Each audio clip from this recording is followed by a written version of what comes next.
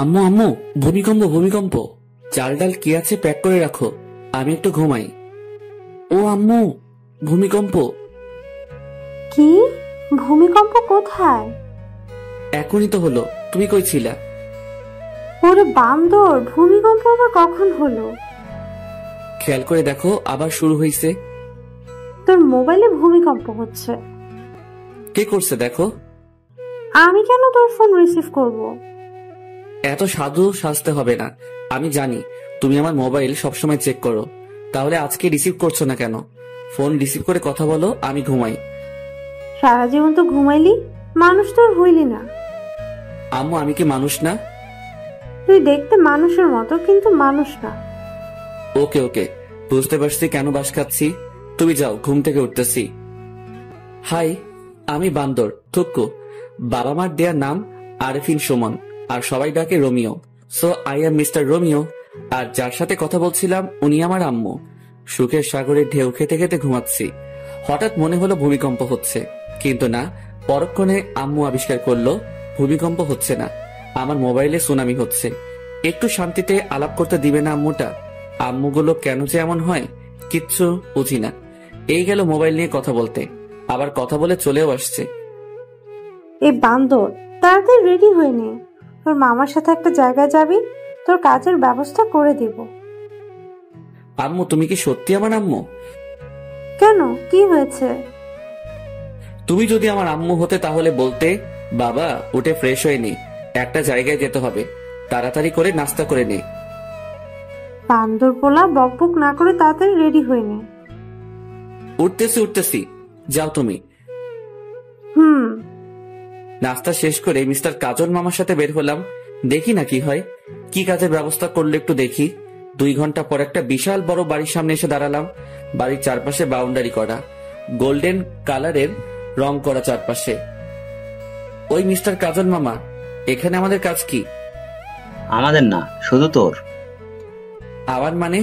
আমি কি করব এখানে? কাজ করবি। কিসের কাজ করব বলো? যেটা ঠিক করা হয় কথা বলে সেটা করবি। ঠিক করা মানে? আমি আগে থেকে বলে দিচ্ছি, আমি বাড়ির কেয়ারটেকারের কাজ করতে পারবো না বলে দিলাম। যদি রাজি থাকো তাহলে বাড়ির ভিতরে যাব, না হলে বাড়ির ভিতরে ঢুকবো না। তোর পাগল, চল ভেতরে যাই। আগে বলো তুমি রাজি কিনা। চল, আমি রাজি। আহ, কি সুন্দর বাড়ি। এমন যদি একটা শ্বশুর বাড়ি হতো তাহলে ঘর জামাই থাকতে আমি 2 পায়ে রাজি। বাড়ির সামনে দক্ষিণ পাশে সেই একটা বাগান, সব ধরনের ফুল আছে। মনে হয় যত ফুল জন্মায় বাংলার মাটিতে সব ফুলের গাছ এই বাড়িতে। বাড়ির ভিতরটা আরো সুন্দর, বাইরে থেকে অতটা বোঝা যায় না। বাড়িটা মাটির উপরে 2 তলা, মাটির নিচে পুরো 3 তলা। আমাদের বাড়ি থেকে 5 মিনিটের পথ সেখানেও একটা বাড়ি আছে, মাটির নিচে 3 তলা, মাটির উপরে 1 তলা। আরে ও রোমিও, বস তো, আর দেখা লাগবে না। আরে মামু, বাড়িটা তো আগে দেখতে দাও। এত সুন্দর একটা বাড়ি, যদি এমন একটা শ্বশুর বাড়ি হতো। ওই চুপ কর, শ্বশুর বাড়ির চিন্তা করিস না, তাহলে চাকরিটা হবে না। চাকরি না হলে নাই, আমার তাতে কি? আমি তো। কাজল, কেমন আছো? জি ভালো আছি, আপনার খবর কি? এই তো ভালো। সাথে কি তোমার ভাগ্নে নাকি? জি, ওর কথাই বলেছিলাম আপনাকে। তা বাবা, কেমন আছো? জি আলহামদুলিল্লাহ ভালো। আপনি কেমন আছেন? এই তো ভালো। তা কি নিয়ে মামার সাথে কথা বলছিলা? দেখেন না আঙ্কেল, আমি শুধু বলছি এমন একটা যদি শ্বশুর বাড়ি হতো আমার, তাহলে ঘর জামাই থাকতাম। আর মামা বলে শ্বশুর বাড়ি চিন্তা করলে চাকরি হবে না। বলেন তো আঙ্কেল, আমি কি ভুল বললাম? কাজল, ও তো কিছু ভুল বলে নাই। হুম, আমার কেউ বোঝে না। কাজের কথায় আসি, কি বলো? আঙ্কেল, আমার একটা কথা আছে। কি কথা? আমি বাড়ির কেয়ারটেকারের কাজ করতে পারবো না। ওই, তুই চুপ করবি? আমি তো চুপ করে আছি। রোমিও, বাবা তুমি কি কি কাজ করতে পারো? যেমন? গাড়ি চালাতে পারো? হুম, পারি। বাইক চালাতে? এটা কোনো ব্যাপার? তোমাকে একটা কাজ দিব, করতে পারবে? অবশ্যই পারবো, তবে। আর বলতে হবে না, আমি তোমাকে সে কাজ দিব না। তাহলে রাজি। তোমার কাজ হলো আমার মেয়ের বডিগার্ড হয়ে থাকা, সবসময় ওর পাশে থাকতে হবে, ওর যেন কোনো বিপদ না হয় দেখবা। আপনি চিন্তা করবেন না, আমি সব সামনে নিতে পারবো। তাহলে বিকেলে চলে এসো, আর আসার সময় কিছু আনতে হবে না, সবকিছুর ব্যবস্থা আমি করে রাখবো। তাহলে এখন আসি আঙ্কেল, ভালো থাকবেন। বিকালে চলে আসবে কিন্তু। আসি। যাক, বাঁচা গেল। শেষ পর্যন্ত বাড়ির কেয়ারটেকার হতে হলো না, বডিগার্ড হলাম একটা মেয়ের। আমাকে বডিগার্ড হিসেবে পছন্দ না করার মতো কিছু নাই। দানবের মতো চেহারা, হ্যান্ডসাম, দেখতে সুন্দর, আর কি চাই বলেন? তবে পড়ালেখায় বাস, কিছু পারি না, তাই তো সব ছেড়ে দিয়ে বসে আছি। যাই হোক, মামার কারণে একটা কাজের ব্যবস্থা হলো। রমিও শুন, কাজটা ঠিক মতো করিস। আরে মামা, চিন্তা করো না, मैं हूं ना। হিন্দি মারিস না, যেটা বলবে সেটা করবি। করব, কিন্তু উনিকে? অনেক বড় ব্যবসায়ী উনি, বেশিরভাগ সময় দেশের বাইরে থাকে, বলতে পারিস সব ব্যবসা দেশের বাইরে। তো এখানে কে কে থাকে? ওনার একমাত্র মেয়ে, ওনার বউ, ওনার ভাই, ভাইয়ের বউ, ছেলে মেয়েরা থাকে। ও, চলো বাড়িতে যাই। বিকেলে কি তুমি আসবে আমার সাথে? না। ওকে, চলো এবার। দুপুরে খেয়ে দিলাম ঘুম। 5টায় আমুর ডাকে ঘুম ভাঙলো। তারপর ফ্রেশ হয়ে 2 ঘন্টা পর আমার কর্মস্থলে পৌঁছালাম। বাড়িতে এসে কলিং বেল বাজাতে দরজা খুলে দিল একটা মহিলা। আসসালামু আলাইকুম আন্টি। ওয়ালাইকুম আসসালাম। তুমি মনে হয় রোমিও? জি আন্টি, আমি রোমিও। এসো বাবা, ভিতরে এসো। তুমি বসো, আমি নাস্তা নিয়ে আসি। আন্টি, নাস্তা লাগবে না। কেন বাবা? এটা তোমার নিজের বাড়ি মনে করে থাকবা। পারবো না। আমার মুখে মুখে কথা বলবা না। আমি তোমার মায়ের মতো, আমি যেটা বলবো সেটা করবা। ঠিক আছে। তুমি বসো, আমি আসছি। এই মা, কলিং বেলটা বাজতেছে। এতক্ষণ বাজলে কি অসুবিধা হতো? আন্টি দরজা খুলতো। এখন আমাকে খুলতে হবে। ধুর। দরজা খুলে দেখি একটা ছেলে দাঁড়িয়ে আছে সামনে। ছেলের চোখে তো কাজল থাকার কথা না। এ মা, কানে দেখছি 2টা পিরামিড বসানো। ও মা, ঠোঁট আবার গোলাপি লিপস্টিক, হাতে মেহেদি, মাথায় কিছু ঢুকছে না। এটা কি মেয়ে নাকি ছেলে সেটাই বুঝতে পারছি না। তাই উপর থেকে নিচে একবার চোখ বুলিয়ে নিয়ে শিওর হলাম এটা একটা শার্ট প্যান্ট পরা রমণী। কাকে চাই? বুঝো ঠেলা, একটা লাগিয়ে দিল ঠাস করে। আজব রমণী। দরজা বন্ধ করে পিছনে ঘুরে দেখি আন্টি হাসছেন। আমিও পড়ে গেলাম লজ্জায়। এখনো যার বডিগার্ড হিসেবে আমাকে নিয়োগ দেওয়া হলো তাকে দেখলাম না, অথচ একটা ঠাস করে খেয়ে ফেলছি। আন্টি, আপনি হাসছেন? আমি এখনো তাহারে দেখতে পেলাম না, যাহার জন্য বডিগার্ডের চাকরি পেলাম। এখন যার হাতে একটা খেয়েছো উনি সে। প্রথম দিনে একটা খেয়ে নিলাম, না জানি পরে কি হবে। ওকে কিন্তু তোমার সামলাতে হবে, পারবে তো? এই রোমিও পারে না এমন কোনো কাজ নাই আন্টি। চলো তোমার রুমটা দেখিয়ে দে। চলেন। আন্টি, একটা কথা বলবো। বলো বাবা। আমাকে অন্য রুম দিলে হয় না? যেমন? বাড়ির কাজের লোকেরা যে নর্মাল রুমে থাকে তেমন রুমে থাকতে দিলে খুশি হতাম। এখানে থাকলে সমস্যা কি? আন্টি, কুকুরের পেটে যেমন ঘি হজম হয় না, আমার কপালেও এমন রুম সহ্য হবে না, তাই নিচে দিলে ভালো হয়। কিন্তু তোমার আঙ্কেল তো বলে গেছে তোমাকে যেন এই রুমে থাকতে দে। আমি আঙ্কেলকে বুঝিয়ে বলবো, আপনি অন্য রুমের ব্যবস্থা করেন। ঠিক আছে, তুমি এসো। গরিবের ছেলে হয়ে এত বড় বাড়িতে কাজ করছি, সেটা অনেক বড় কিছু আমার কাছে। যেই রুমে আমাকে থাকতে দিতে বলছে আঙ্কেল, সেই রুমে আমাদের পুরো পরিবার থাকতে পারবে। এত কিছু সহ্য হবে না। বেশি আরামে থাকতে গেলে পরে সবকিছু হারাম হয়ে যাবে। কথায় কথায় আন্টির থেকে নামটাও জেনে নিলাম। সালমা আক্তার জলি। আমাকে যার জন্য নিয়োগ করা হয়েছে তার নাম সালমা আক্তার জলি। অনেক রাগী বদমেজাজি একটা মেয়ে। আন্টি, একটা কথা বলবো। বলো, তবে পরবর্তীতে অনুমতি চাইবে না। আচ্ছা, ওনাকে উপরে দিলেন কেন? নিচে এত সুন্দর রুম থাকতে। ওর জন্য সব জায়গায় একটা করে রুম আছে, যেখানে ইচ্ছে সেখানে থাকে সে। ও, ঘোরাঘুরি করে বাড়িটা দেখতে দেখতে 10টা বেজে গেল। রুমে এসে বিছানায় শরীরটা এলিয়ে দিতেই ঘুম চলে আসলো। সেটা আর বেশিক্ষণ টিকলো না। আন্টি এসে খেতে ডাকলো। খাওয়ার কোনো ইচ্ছা ছিল না। আন্টির জোরাজোরিতে টেবিলে বসতে হলো। সবগুলো অপরিচিত মুখ আমার দিকে তাকিয়ে আছে। আন্টি সবার সাথে পরিচয় করিয়ে দিল। প্রায় 10 মিনিট হলো বসে আছি, এখনো কেউ খাওয়া শুরু করে নাই। সবাই ম্যাডামের জন্য অপেক্ষা করছে, তার আসার নাম নেই। আর এইদিকে এই কানন মেয়েটি আমার দিকে তাকিয়ে আছে, অস্বস্তি লাগছে। এই মাইয়া কি কোনোদিন ছেলে দেখে নাই? হা করে তাকিয়ে আছে। না, আর না, কিছু একটা করতে হবে। এই যে হা করে আছেন কেন? মশা ঢুকবে। হা হা হা, রোমিও ভাই ঠিকই বলেছেন। রোমিও ভাই বলবেন না, ভাইটা বাদ দেন। আচ্ছা ঠিক আছে। আমাকে পচানো হচ্ছে, তাই না? এখানে পচানোর কি আছে? যেটা সত্যি সেটা বললাম। কি সত্যি বলছেন? মশা ঢুকবে, এটা কি সত্যি না? এখানে কি হচ্ছে? সবাই চুপ। সবাই চুপ করে আছে, কারণ জুলি ম্যাডাম আসছে। কাকে কি বলবে তার কোনো ঠিক নাই, তাই সবাই চুপচাপ বসে আছে। আর ওই মাইয়াটা আমার দিকে তাকিয়ে আছে। মা, এই ছেলেটা এখানে কেন? ও রোমিও, আজ থেকে এখানে থাকবে। তোর জন্য তোর নিয়োগ করা হয়েছে। আমার জন্য মানে? ও কি আমার বডিগার্ড নাকি? হ্যাঁ। আমি তোমাদের অনেকবার বলেছি আমার কোনো বডিগার্ড লাগবে না। ও সবার সাথে এখানে কেন? ও আমাদের সাথে একসাথে খাবে প্রতিদিন। এটা আমার শেষ কথা। এটা যদি তোমার শেষ কথা হয় তাহলে এটাও শুনে রাখো, আমি তোমাদের সাথে বসবো না খেতে। আন্টি বাদ দেন, আমাকে নিয়ে আপনাদের মধ্যে অশান্তি হোক সেটা চাই না। আমার এমনিতে খেতে ইচ্ছে করছে না, আমি বরং রুমে যাই। আপনারা খাওয়া শুরু করেন। দরকার কি আমাকে নিয়ে মা মেয়ের সম্পর্কে ফাটল ধরানোর? তাই উঠে চলে আসলাম। এখন থেকেই বুঝতে পারছি এই মেয়ের বডিগার্ড থাকতে হলে আমাকে অনেক কিছু সহ্য করতে হবে। এসব ভাবতে ভাবতে কখন ঘুমিয়ে পড়েছি মনে নেই। সকাল 6টায় মোবাইলে কাউয়ার ডাকে ঘুম ভাঙলো। মোবাইলে অ্যালার্ম টোন দিছি, কাউয়ার ডাক। হা হা হা হা। উঠে শুরু করলাম দৌড়। দৌড়ানো শেষ করে আস্তে আস্তে অন্য ব্যায়াম শেষ করে 8টায় রুমে ঢুকলাম। রুমে ঢুকে দেখি কানন কি যেন খুঁজতেছে। এই যে কি খোঁজা হচ্ছে শুনি? না, কিচ্ছু না। তাহলে সকাল সকাল আমার রুমে কি? ইচ্ছে করছিল আপনাকে দেখতে।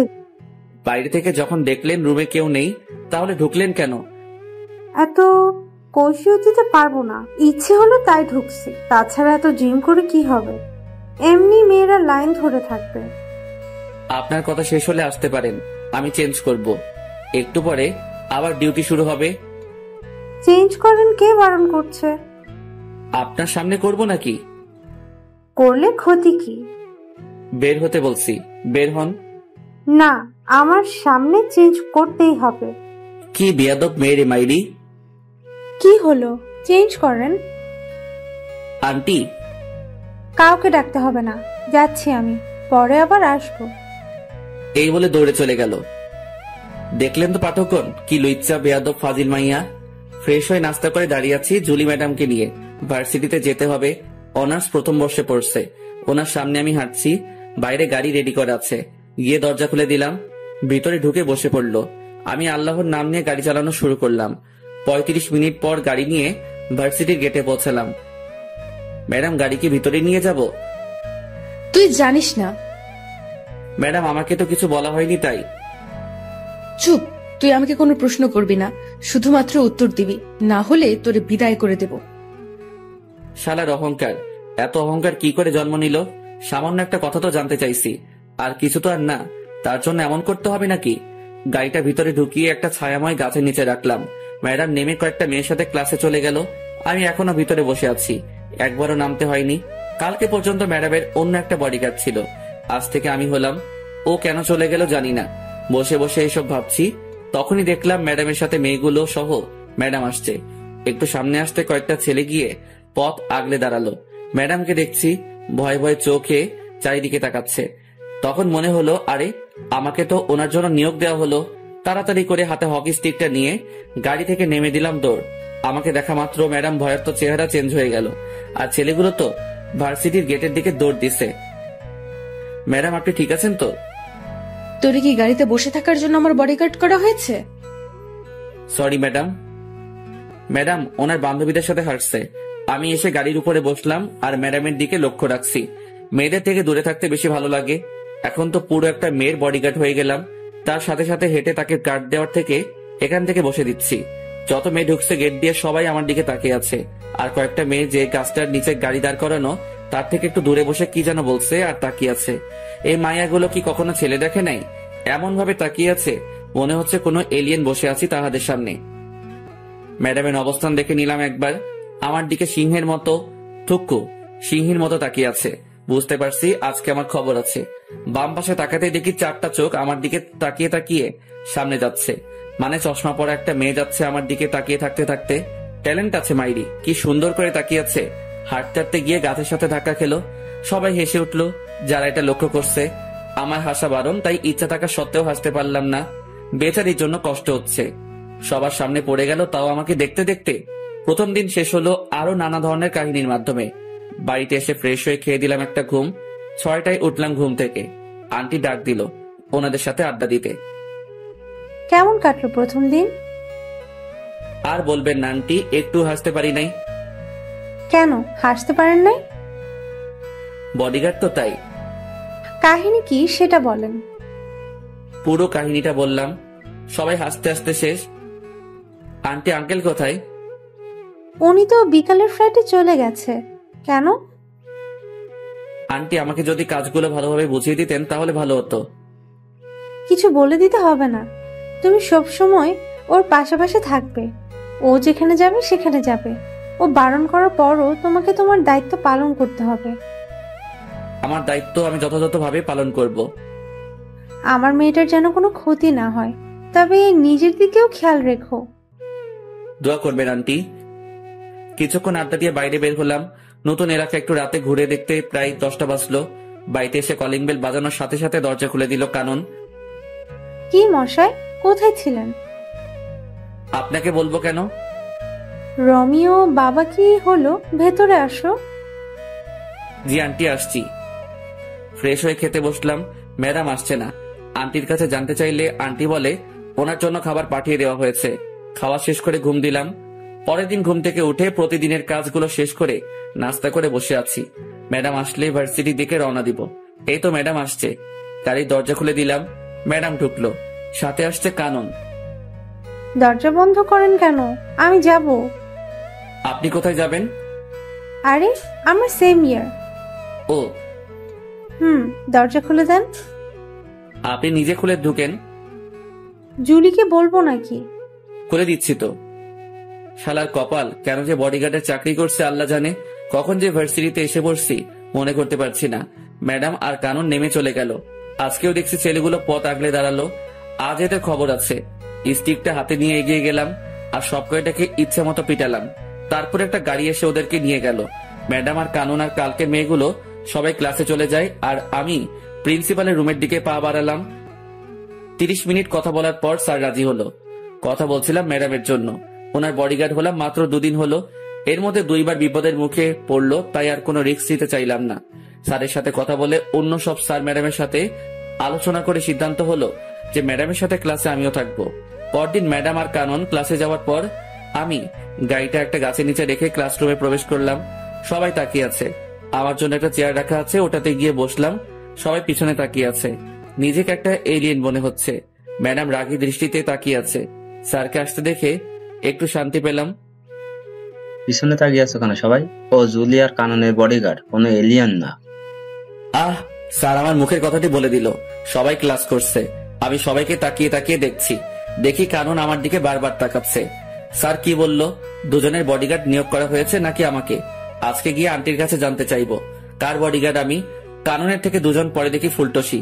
না, এটা তো ফুলটসি না, 4 চোখ। এমা, কালকের ওই মেয়েটি যে গাছের সাথে ধাক্কা খেয়ে পড়ে গেল, তাকিয়ে আছে দেখো। চোখ দুটো যেন সরছেই না। শালার কপাল, এভাবে যদি প্রতিদিন চলতে থাকে তাহলে আমার কোন দিন কোন মাইয়া নিয়ে পালিয়ে যাবে তার কোনো ঠিক নাই। আজ থেকে কারো দিকে তাকাবো না। প্রথম ঘন্টা শেষ হতেই কানন লাফিয়ে লাফিয়ে আমার কাছে আসলো, সাথে আরো 4-5টা। এদের কারণে ম্যাডামকে দেখতে পারছি না। আপনি না খুব ভালো একটা কাজ করছেন, রুমে এসে পাহারা দিচ্ছেন। আমাকে যে দায়িত্ব দেওয়া হয়েছে সেটা তো পালন করতেই হবে। আমার জন্য একটা সুবিধা হলো সবসময় আপনাকে দেখতে পারবো। স্যার, ওর নাম ধরে ডাক দেওয়াতে বুঝতে পারলাম ওর নাম মীরা। ওই, এটা আমার জিনিস, নজর দিবি না। হচ্ছেটা কি? ও আমার। এই দাঁড়া সবাই, কি তোদের তোদের করছিস? ও আমার। এই, ও কারো না, ও শুধু আমার। বুঝো ঠেলা, কোন জঙ্গলে যাব? এই মাইয়াগুলো কি শুরু করছে আমাকে নিয়ে? আরে আমি মানুষ একজন, তোরা যদি একসাথে সবাই টানাটানি করিস, আমি তাহলে কোথায় যাব? এই কি ভাবছো? তুমি শুধু আমার। আপনাদের এসব বাদ দিবেন। আমি এখানে এসেছি ম্যাডামকে পাহারা দিতে, আপনাদের সাথে প্রেম করতে না। দূরে গিয়ে মরেন। আর মিস কানন, আপনার নামে বাড়িতে বিচার দিব। ম্যাডাম আসাতেই সবাই যার যার সিটে চলে গেল। ম্যাডাম তো দেখে ছাত্রীদের থেকেও খারাপ। আসার পর থেকে তাকিয়ে আছে। যতবার না বইয়ের দিকে তাকাচ্ছে, তার থেকে বেশি আমার দিকে তাকিয়ে আছে। মাওলা, তুমি কোথায়? আমারে উঠাই নাও। আর কারো ক্রাশ হতে চাই না। ক্লাস শেষে বাড়িতে এসে ফ্রেশ হয়ে খেতে গেলাম, দেখে আন্টি বসে আছে। আন্টি, এখনো খাওয়া হয়নি আপনার? তোমার জন্য বসে আছি বাবা। আমার জন্য কেন বসে আছেন? আমি তো এই বাড়ির একজন কর্মচারী। তুমি এই বাড়ির কর্মচারী না, একজন সদস্য। নিজেকে কর্মচারী মনে করবে না। বাদ দেন এসব। এটা বলুন, আমাকে কার বডিগার্ড রাখা হয়েছে? দুজনের। দুজনের মানে? জুলি, কানন, দুজনের জন্যই রাখা হয়েছে। ও আচ্ছা। এক সপ্তাহ অনেক কষ্টে কাটালাম। ক্লাসে বসে গার্ড দেওয়া মনে হয় আর সম্ভব না। মায়াগুলোর জ্বালায় জীবনটা পুরো বাস হইয়া গেল। তাই কয়েকটা ছেলেকে ক্লাসের ভিতরে কি হচ্ছে জানার জন্য ঠিক করলাম। ওরা ক্লাসে ম্যাডামের কোনো বিপদ হলে আমাকে তা জানিয়ে দিবে। এভাবে চলছে আমার কাজ। আর কানন মেয়েটা প্রতিদিন বিরক্ত করে আমাকে। 1 মাস পর সন্ধ্যায় রুম থেকে বের হওয়ার সাথে সাথে আন্টি এসে সামনে দাঁড়ালো। আন্টিকে কেমন যেন দেখাচ্ছে। আন্টি, কি হয়েছে? বাবা, তুমি ব্যাগটা গুছিয়ে নাও। কেন ব্যাগ গোছাবো বলেন আন্টি? আজকে রাতে কানন আর জুলি ওদের বন্ধুদের সাথে কোথায় যেন বেড়াতে যাবে। কয়েকটা দিন ওখানে থাকবে, তাই তোমাকে ওদের সাথে যেতে হবে। অনেকবার বারণ করছি, কেউ শুনতে চায় না। ওরা যাবেই যাবে। জানি না কোথায় কি বিপদ লুকিয়ে আছে, তাই তোমাকে ওদের সাথে যেতে হবে। আমি আছি তো আন্টি, আপনি টেনশন করবেন না। আমি ওনাদেরকে দেখে রাখবো। তাহলে তুমি রেডি হয়ে নাও। অনেকদিন হলো কোথাও যাই না, একটু ঘুরে আসাও যাবে। ম্যাডাম আর কাননকে নিয়ে রওনা দিলাম। বাড়ির বাইরে বাস এসে দাঁড়িয়ে আছে। আমাকে দেখা মাত্র মাইয়াগুলো রোমিও যাবে আমাদের সাথে বলে চিৎকার দিয়ে উঠলো। বাসে 3টা ছেলে আছে আর সবগুলো মেয়ে। ছেলেগুলোর সাথে গিয়ে বসলাম। কিছুক্ষণ গল্প করে ঘুমিয়ে পড়লাম। পুরো বাসের সবাই ঘুমাচ্ছে। সকালে চোখ করে দেখি অপরূপ এক দৃশ্য। অসাধারণ একটা জায়গায় এসে পড়ছি। সকালে সূর্যের আলো মুখে এসে পড়ছে। এখনো কেউ উঠে নাই, সবাই ঘুমাচ্ছে। অসাধারণ দৃশ্যটা দেখে আর বাসে বসে থাকতে পারলাম না, তাই দরজা খুলে নিচে নেমে পড়লাম। জায়গাটা অনেক সুন্দর। চারপাশটা ঘুরে ঘুরে দেখলাম। ঘুরতে ঘুরতে যখন লেকের পাড়ে এসে বসেছি, তখনই মনে পড়লো এটা তো মহামায়া লেক। আমাদের বাড়ি থেকে 1 ঘন্টা লাগে গাড়ি নিয়ে আসতে। একটা বোট ভাড়া করে ঝর্ণা দেখতে গেলাম লেকের পূর্ব পাড়ে। প্রায় 3 ঘন্টা বোর্ডে করে ঝর্ণায় পৌঁছালাম। তার সিঁড়ি বেয়ে উপরে উঠলাম। তারপর সেখান থেকে লাফ দিলাম লেকের পানিতে। কিছুক্ষণ সাঁতার কেটে আবার বোর্ডে উঠলাম। 11:30 আগের জায়গায় দাঁড়ালো। আমি নেমে ওর ভাড়া দিয়ে বাসের দিকে রওনা দিলাম। সবাই বাইরে বসে আছে বাসের সামনে। ছেলে 3টা বাসের উপরে। আমি আস্তে আস্তে এগুচ্ছি আর ম্যাডাম আমাকে দেখে রাগী চোখে তাকিয়ে আছে। আর সবাই এসে আমাকে ঘিরে ধরলো। এই, তুই কোথায় গেছিলি? এখন কয়টা বাজে খবর আছে? ম্যাডাম, এটা আমার এলাকার মধ্যেই পড়ে। আমি এখানে আগে আরো এসেছি, তাই একটু ঘুরতে গিয়েছিলাম। কোথায় গিয়েছিলি যে ভিজে আসছিস? ঝর্ণায় গিয়েছি, লেগে সাঁতার কাটছি। ঝর্ণাও আছে এখানে? অসাধারণ একটা জায়গা ম্যাডাম এটা। সারাদিন অনেক ঘোরাঘুরি করলাম। সবাই অনেক আনন্দ করলো। আমার খবর করে ছাড়লো মাইয়াগুলো। একটা এদিকে টানে আর একটা ওইদিকে টানে। শুধু সেলফি আর সেলফি। এই বলে সেলফি তুলবো, ও বলে সেলফি তুলবো। আমার জীবনটা শেষ করে দিবে এই মাইয়াগুলো। দুপুরে আমার পরিচিত একটা হোটেল থেকে খাবার এনে দুপুরে খেলাম সবাই মিলে। একটা জিনিস খারাপ লাগলো, সবাই অসাধারণ কাপড় পরে এসেছে আর ম্যাডাম জিন্স আর শার্ট পরে এসেছে, তাই খারাপ লাগলো। সন্ধ্যায় সবাই তাঁবু কাটানোর জন্য আলোচনা করছে। ম্যাডাম, এখানে রাতে থাকা যাবে না, ফিরে যেতে হবে। কেন, কি হয়েছে? এই জায়গাটা দিনে যতটা সুন্দর, রাতে ততটা ভয়ঙ্কর। আমরা এত মানুষ, কোনো কিছু হবে না। আপনাদের যদি থাকতে মন চায় তাহলে আপনারা থাকতে পারেন, আমি থাকবো না। তুই এখানে থাকবি, কোথাও যেতে পারবি না। এখানে থাকা সম্ভব না, আমি থাকবো না, ব্যাস। কোথায় যাবি? আমি আমার বাড়িতে চলে যাব।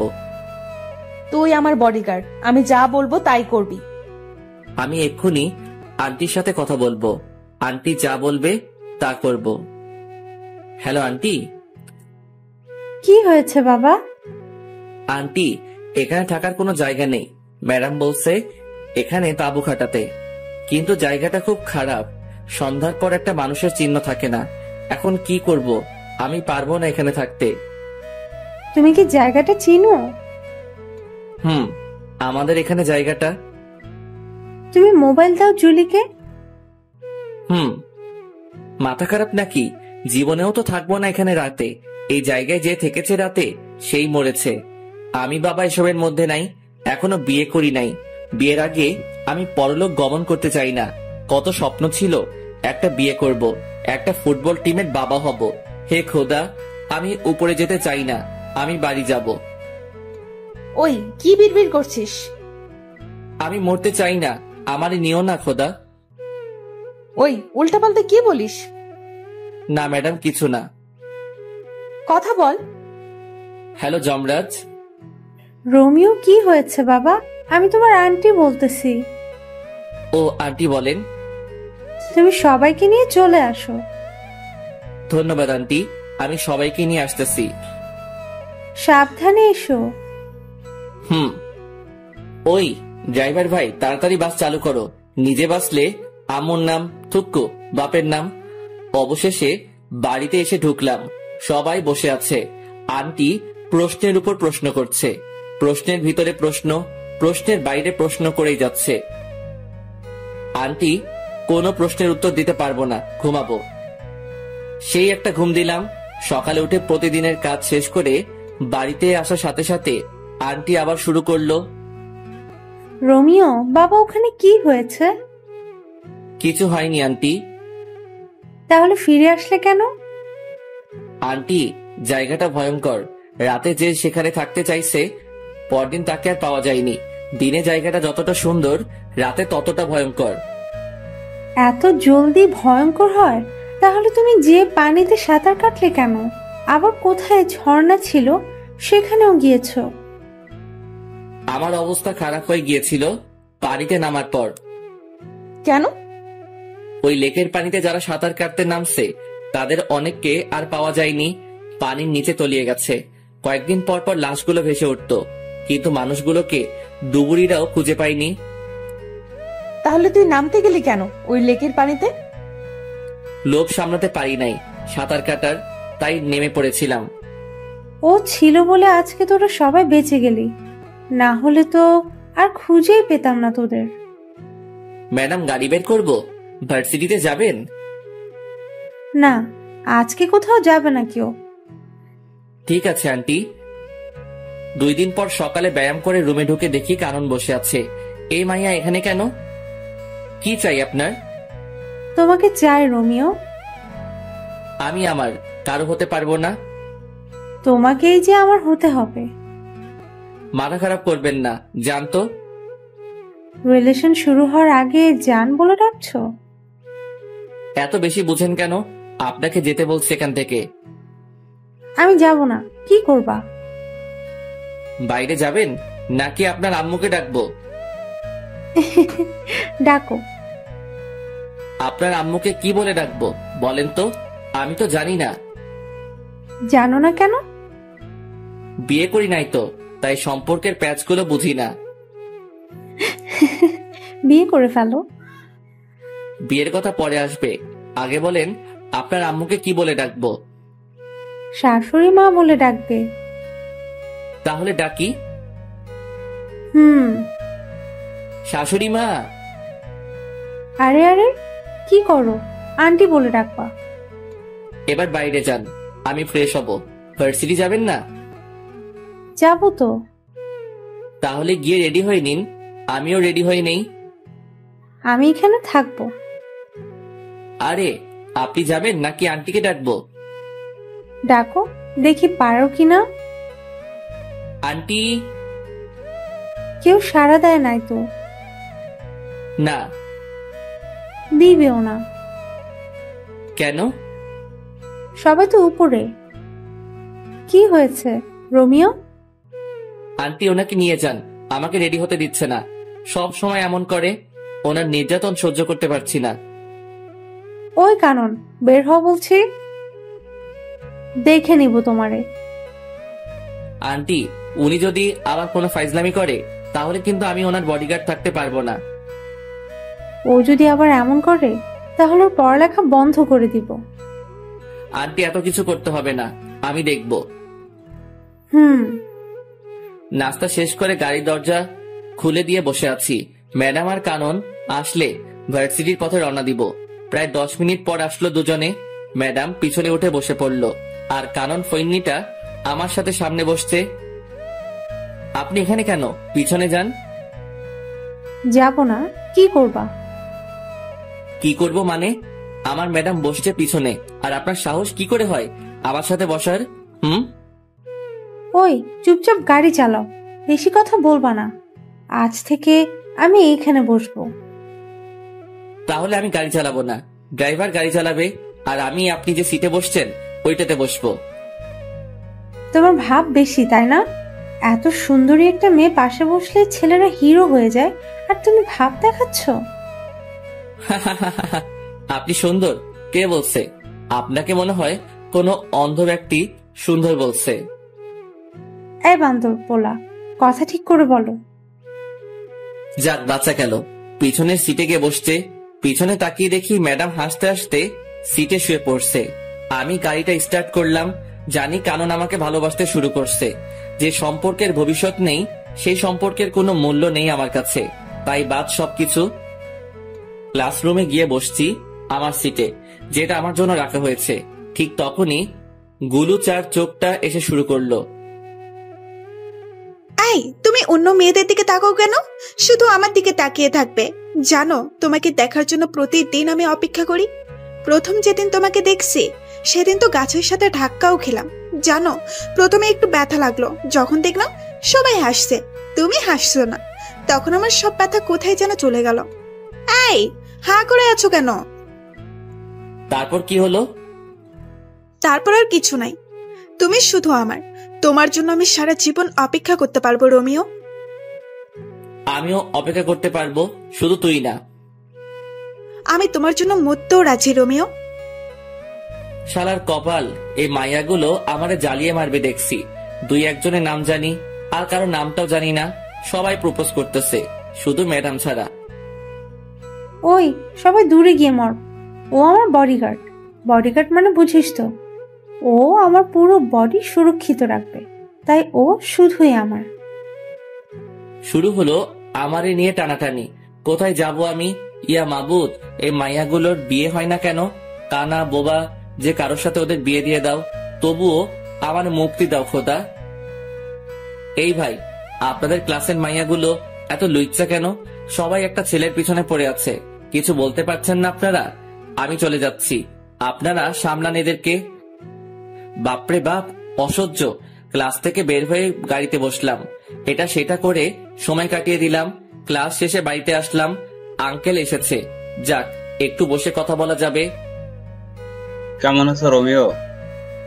জি স্যার, ভালো। স্যার বলবা না, আঙ্কেল বলবা। আমি আপনার এখানে কাজ করি, আপনি আমার স্যার। তুমি আমার ছেলের মতো, তুমি আঙ্কেল বলে ডাকবে। আচ্ছা ঠিক আছে। আপনি কেমন আছেন বলেন? এই তো আলহামদুলিল্লাহ। তোমার সময় কেমন কাটছে? প্যারাময় জীবন কাটাচ্ছি। কিছু বললা? না আঙ্কেল, কিছু বলি নাই। যাও ফ্রেশ হয়ে এসো, একসাথে খাবো। ফ্রেশ হয়ে খেতে গেলাম। সবাই বসে আছে, একটা চেয়ার খালি আছে, তাও ম্যাডামের পাশে। না, ওটাতে বসা যাবে না, এমনিতেই রেগে আছে আমাকে এখানে দেখে। আবার যদি পাশে বসি তাহলে তো খবর আছে। রোমিও দাঁড়িয়ে আছো কেন? বসো। আরে রোমিও ভাই বসো, আমরা সবাই বসে আছি তো। না, আমি এখানে ঠিক আছি। রোমিও বসবে কি করে? জুলি তো একটাই বসছে, আরেকটাতে পা দিয়ে আছে। আন্টি, আমি এখানে ঠিক আছি তো? না, কিছু ঠিক নেই, তুমি এখানে বসবে। জুলি, পা নামিয়ে বসো। আন্টি, আমি এখানে বসবো না। তাছাড়া আমি একজন কর্মচারী, আমাকে মালিকদের সাথে বসে খাওয়া মানায় না। আমি আমার রুমে খাবো। বেশি কথা বলবা না, যেটা বলছি সেটা করো। জুলির পাশে বসো। আর শুনো, তুমি এ বাড়ির কর্মচারী না, আর যেন না শুনি এমন কথা। যাক, পা নামালো। রোমিও, আমি আবার চলে যাব এখন, জুলির খেয়াল রেখো। আঙ্কেল আমি আছি তো, আমি সব সামলে নিব। তুমি আসো বলে তো এখন আমি নিশ্চিন্ত। খাওয়া শেষ করা পর্যন্ত রাক্ষসীর মতো তাকিয়েছিল, মনে হচ্ছে আমাকে একা পেলে মশলা না মাখিয়ে খেয়ে ফেলবে। ম্যাডামের তাকানো দেখে বুঝতে পারছি আমার কপালে খারাপই আছে। খেয়ে সোজা বিছানায় দিলাম লম্বা করে ছোট একটা ঘুম। কতক্ষণ ঘুমাইছি জানি না। ঠান্ডা ঠান্ডা লাগছে কেন? ছাদ ফুটো হয়ে গেল নাকি? তাকিয়ে দেখি ম্যাডাম। না ম্যাডাম আমার রুমে কেন আসবে? স্বপ্ন দেখছি না তো? চিমটি কেটে দেখি, না না এটা স্বপ্ন না, সত্যি। রাগী দৃষ্টিতে তাকিয়ে আছে, চোখ দিয়ে আগুনের ফুলকি বের হচ্ছে। হাতে বালতি কেন? তাহলে কি ম্যাডাম পানি ঢেলে দিল আমার গায়ে? কিন্তু কেন এমনটা করলো? আবুলের মতো তাকিয়ে আছিস কেন? কি করব ম্যাডাম? আমি শপিং করতে যাব। তো আমি কি করব? কি করবি মানে? তোরে কেন রাখা হয়েছে জানিস না? সরি ম্যাডাম, আমি ফ্রেশ হয়ে আসছি, 2 মিনিট সময় দেন। 2 মিনিট থেকে 1 সেকেন্ড লেট করলে দেখবি তোরে কি করি। শালার কি কপাল, ঘুমানোর অপরাধেও থাপ্পড় খাচ্ছি। তাড়াতাড়ি করে ফ্রেশ হয়ে এসে রেডি হলাম। রুম থেকে বের হয়ে দেখি ম্যাডাম সোফায় বসে আছে। ম্যাডাম চলুন। 12 সেকেন্ড লেট করে এসেছিস। Sorry madam. 12 সেকেন্ড লেট করে 12টা থাপ্পড় খেতে হলো। হয়তো দুপুরে ওনার পাশে বসে খেয়েছি বলে ভালোই শাস্তি দিচ্ছে। কোনোদিন ভুলেও আর টেবিলে বসে খাবো না। 4:30টায় বের হয়েছি আর এখন বাজে 7টা। ম্যাডামের পিছন পিছন হাঁটতেছি, একবার এই দোকানে আরেকবার ওই দোকানে ঢুকতেছে। এখনো একটা কিছুই নিল না। কেউ একজনকে দেখলাম, কে হতে পারে? এই তো আবার দেখলাম লুকিয়ে গেছে ওই দাঁড়িয়ে থাকা পুতুলের পাশে। ওকে ধরতে গিয়ে পিছনে তাকিয়ে দেখি ম্যাডামকে মারতে আসছে। পিছন থেকে ছুরি নিয়ে কোনো মতে দৌড়ে গিয়ে ম্যাডামকে হালকা ধাক্কা দিয়ে সরিয়ে নিলাম। কোপটা আমার ডান হাতে লাগলো। সে অবস্থায় ম্যাডামকে নিয়ে দৌড়াচ্ছি। শপিং মলের অনেক ভিতরে চলে গিয়েছিল, তাই গাড়ির কাছে যেতে সময় লাগছে। বাম হাতে ম্যাডামকে শক্ত করে ধরে রেখে দৌড়াচ্ছি। ম্যাডাম চিৎকার করে উঠছে। তাকিয়ে দেখি ম্যাডামকে ছুরি মেরে দিচ্ছে। টেনে সামনে নিয়ে আসলাম। ছুরিটা আমার বাম হাতে ঢুকে গেছে। সামনে মানুষের ভিড়ে যেতে একটু কষ্ট হচ্ছিল। তখন পিছন থেকে একটা কোপ খেলাম। আর একটু এগিয়ে যাওয়ার পর ম্যাডাম পড়ে গেল। টেনে তুলে দেখি দাঁড়াতে পারছে না, তাই কোলে তুলে নিয়ে দৌড় শুরু করলাম। একটু দৌড়ানোর পর আর পারছি না কোলে তুলে রাখতে, তাই পিঠে নিয়ে দিলাম দৌড়। কোনো মতে গাড়ি দরজা খুলে ম্যাডামকে ঢুকিয়ে দিলাম। তখন খেয়াল করলাম ম্যাডামের দিকে। ম্যাডাম আজকে কালো জিন্সের সাথে সাদা একটা শার্ট পরছিল। শার্টটা পুরো লাল হয়ে গেছে রক্তে। তাহলে কি আমি ম্যাডামকে রক্ষা করতে পারলাম না? গাড়ির দরজা লাগিয়ে দিয়ে গাড়ি চালাচ্ছি। গাড়িটা চালাতে খুব কষ্ট হচ্ছে, হাতে ব্যথা করছে, রক্ত ঝরে সবকিছু লাল হয়ে যাচ্ছে। অবশেষে বাড়িতে ঢুকলাম, গাড়ি দাঁড় করিয়ে দরজা খুলে দিলাম ম্যাডামকে। ম্যাডাম নেমে আসতে পারছে না, কোলে নিয়ে নিলাম ম্যাডামকে। তারপর দরজার সামনে গিয়ে কলিং বেল চাপ দিলাম। আন্টি দরজা খুলে আমাদের দুজনের গায়ে রক্ত দেখে কেঁদে দিছে। আন্টির কান্না শুনে কানন, হাসিব আন্টি ও বাড়ির অন্য কর্মচারীরা ছুটে এসেছে। ম্যাডামকে সোফায় বসিয়ে দিলাম। আন্টি শুধু প্রশ্ন করেই যাচ্ছে, কি হয়েছে, কে করেছে ইত্যাদি আরো। আমার কোনো খবর নেই। আমি ম্যাডামের দিকে তাকিয়ে আছি। একটা কথা শুধু মাথায় ঘুরছে, তখন আমি কিসের বডিগার্ড হলাম?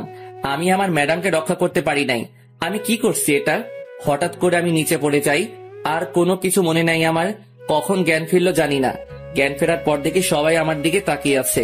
আমি হাত দুইটা নাড়াতে পারছি না একটুও। এই তো জ্ঞান ফিরেছে, আমাকে এবার যেতে হবে, রাত তো অনেক হয়েছে। আন্টি ম্যাডাম কোথায়? উনি ঠিক আছে তো? তুমি এখন একটা কথাও বলবা না, আগে সুস্থ হও। আর তোমার ম্যাডামের কিছু হয়নি, ও ঠিক আছে। রোমিও কি হয়েছিল? তুই যা তো, ও কি এখন কথা বলার মতো অবস্থায় আছে? কানন যা তো, ওর জন্য স্যুপ নিয়ে আয়। যাচ্ছি। আন্টি আম্মু আব্বু কি কিছু জানে? না, এখনো জানাইনি। তোমার আঙ্কেলকেও জানাইনি। তুমি বললে জানাবো। না, জানানোর দরকার নাই। তুমি সুস্থ হও, তারপর জানাবো। না, কোনোদিন জানাবেন না। আচ্ছা ঠিক আছে, জানাবো না। জেঠিমা স্যুপ নাও। আন্টি ম্যাডাম কেমন আছে? ম্যাডামের কি হয়েছে? ম্যাডাম ঠিক আছে তো? আরে বাবা, তোমার ম্যাডাম ঠিক আছে। আমি ম্যাডামের গায়ে রক্ত দেখছি। বলেন ম্যাডামের কি হয়েছে? কিছু হয়নি তো, পায়ে একটু ব্যথা পেয়েছিল। আর এতক্ষণ তো এখানে ছিল জুলি। তোমার জ্ঞান ফেরার আগে ঘুমাতে গেল। এবার স্যুপটা খেয়ে নাও। আমি স্যুপ তো খাই না আন্টি। না খেলে তোমাকে ওষুধ খাওয়াবো কি করে? ওষুধ খাবো না। খাবে না মানে কি? তোমাকে খেতে হবে। আমি স্যুপ খাই না। খাও না তো কি হয়েছে, এখন থেকে খেতে হবে। তাহলে ওকে খাওয়াবো কি করে? জেঠিমা, ও একপাশে মুখ করে শুয়ে আছে, মাথাটা হালকা উঁচু করে খাইয়ে দাও। ঠিক আছে। আমি কিন্তু খাবো না আন্টি। চুপ, বেশি কথা বলবা না। আন্টি ওষুধ খাইয়ে চলে গেল। আমি এক পাশে মুখ করে শুয়ে আছি, ভালো করে ঘুমাতেও পারছি না। চিত হয়ে শুতে গেলে পিঠের সেলাই খুলে যেতে পারে, কখন ঘুমিয়ে পড়ছি নিজেও জানি না। সকাল সকাল হালকা ব্যথা লাগছে, মনে হচ্ছে কে যেন আমাকে হালকা ধাক্কা দিয়ে এক পাশে করছে, কিন্তু কে করছে সেটাই দেখতে পাচ্ছি না। 9টার দিকে ঘুম ভাঙলো, কানন এসে শুরু করলো বকবক। এই মাইয়ার জন্য শান্তি কোনোদিনও হবে না। একজন মানুষ কিভাবে এত বকবক করতে পারে? ব্রাশ করিয়ে দিয়ে কানন চলে গেল। এখনো ম্যাডামকে একবারও দেখতে পাইনি। ম্যাডামকে একবার দেখলে শান্তি লাগতো। নিজের চোখে যতক্ষণ না দেখবো ম্যাডাম সুস্থ আছে, ততক্ষণ শান্তি পাবো না। রোমিও কেমন আছো? এই তো একটু ভালো আছে। ব্যথা করছে সেলাইতে? ব্যথা তো করছে। তা তো করবে, 3টে কোক খেয়েছো। আচ্ছা কি হয়েছিল বলো তো? ম্যাডাম বলল শপিং করতে যাবে, তাই নিয়ে গেলাম। দোকানগুলো ঘুরে ঘুরে দেখছিল, কিন্তু হঠাৎ করে হামলা করলো। অনেক কষ্টে পালিয়ে আসছি। এত রাত পর্যন্ত শপিং মলে কি করছিলে? সেটা তো ম্যাডাম জানে। ম্যাডাম কিছু নিচ্ছে না, শুধু ঘুরছে। একটা দোকানে গিয়ে যখন বসছে তখনই হামলা হলো। যা হওয়ার হয়েছে, এবার নাও, নাস্তা করে নাও। আন্টি নিজের হাতে নাস্তা খাইয়ে ওষুধ খাইয়ে দিয়ে চলে গেল। 5 দিন পর সেলাই খুলে দেওয়াতে একটু আরাম করে ঘুমাতে পারছি, বসতে পারছি, হাঁটতে পারছি। তবে রুমের বাইরে যেতে দেয় না, কেউ না কেউ এসে বাধা দিয়েই দিবে। তবে এখনো ম্যাডামকে দেখতে পারলাম না। ম্যাডাম কোথায়, কি করছে কিছু জানি না। 18 দিন পর সুস্থ হলাম।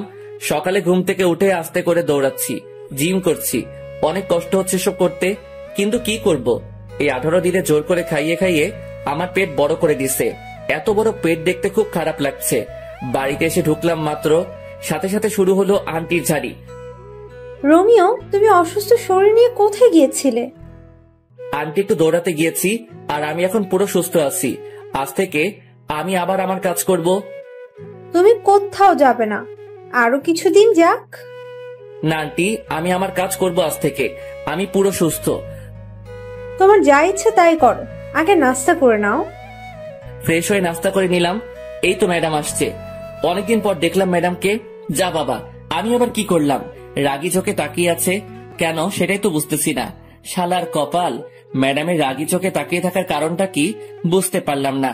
এত কিছু না ভেবে গাড়িটা স্টার্ট করলাম। গাড়িটা প্রতিদিনের মতো গাছের নিচে রেখে ক্লাসে গিয়ে বসলাম। অনেকদিন পর আসাতে মায়াগুলো শুধু প্রশ্নের উপর প্রশ্ন করে যাচ্ছে।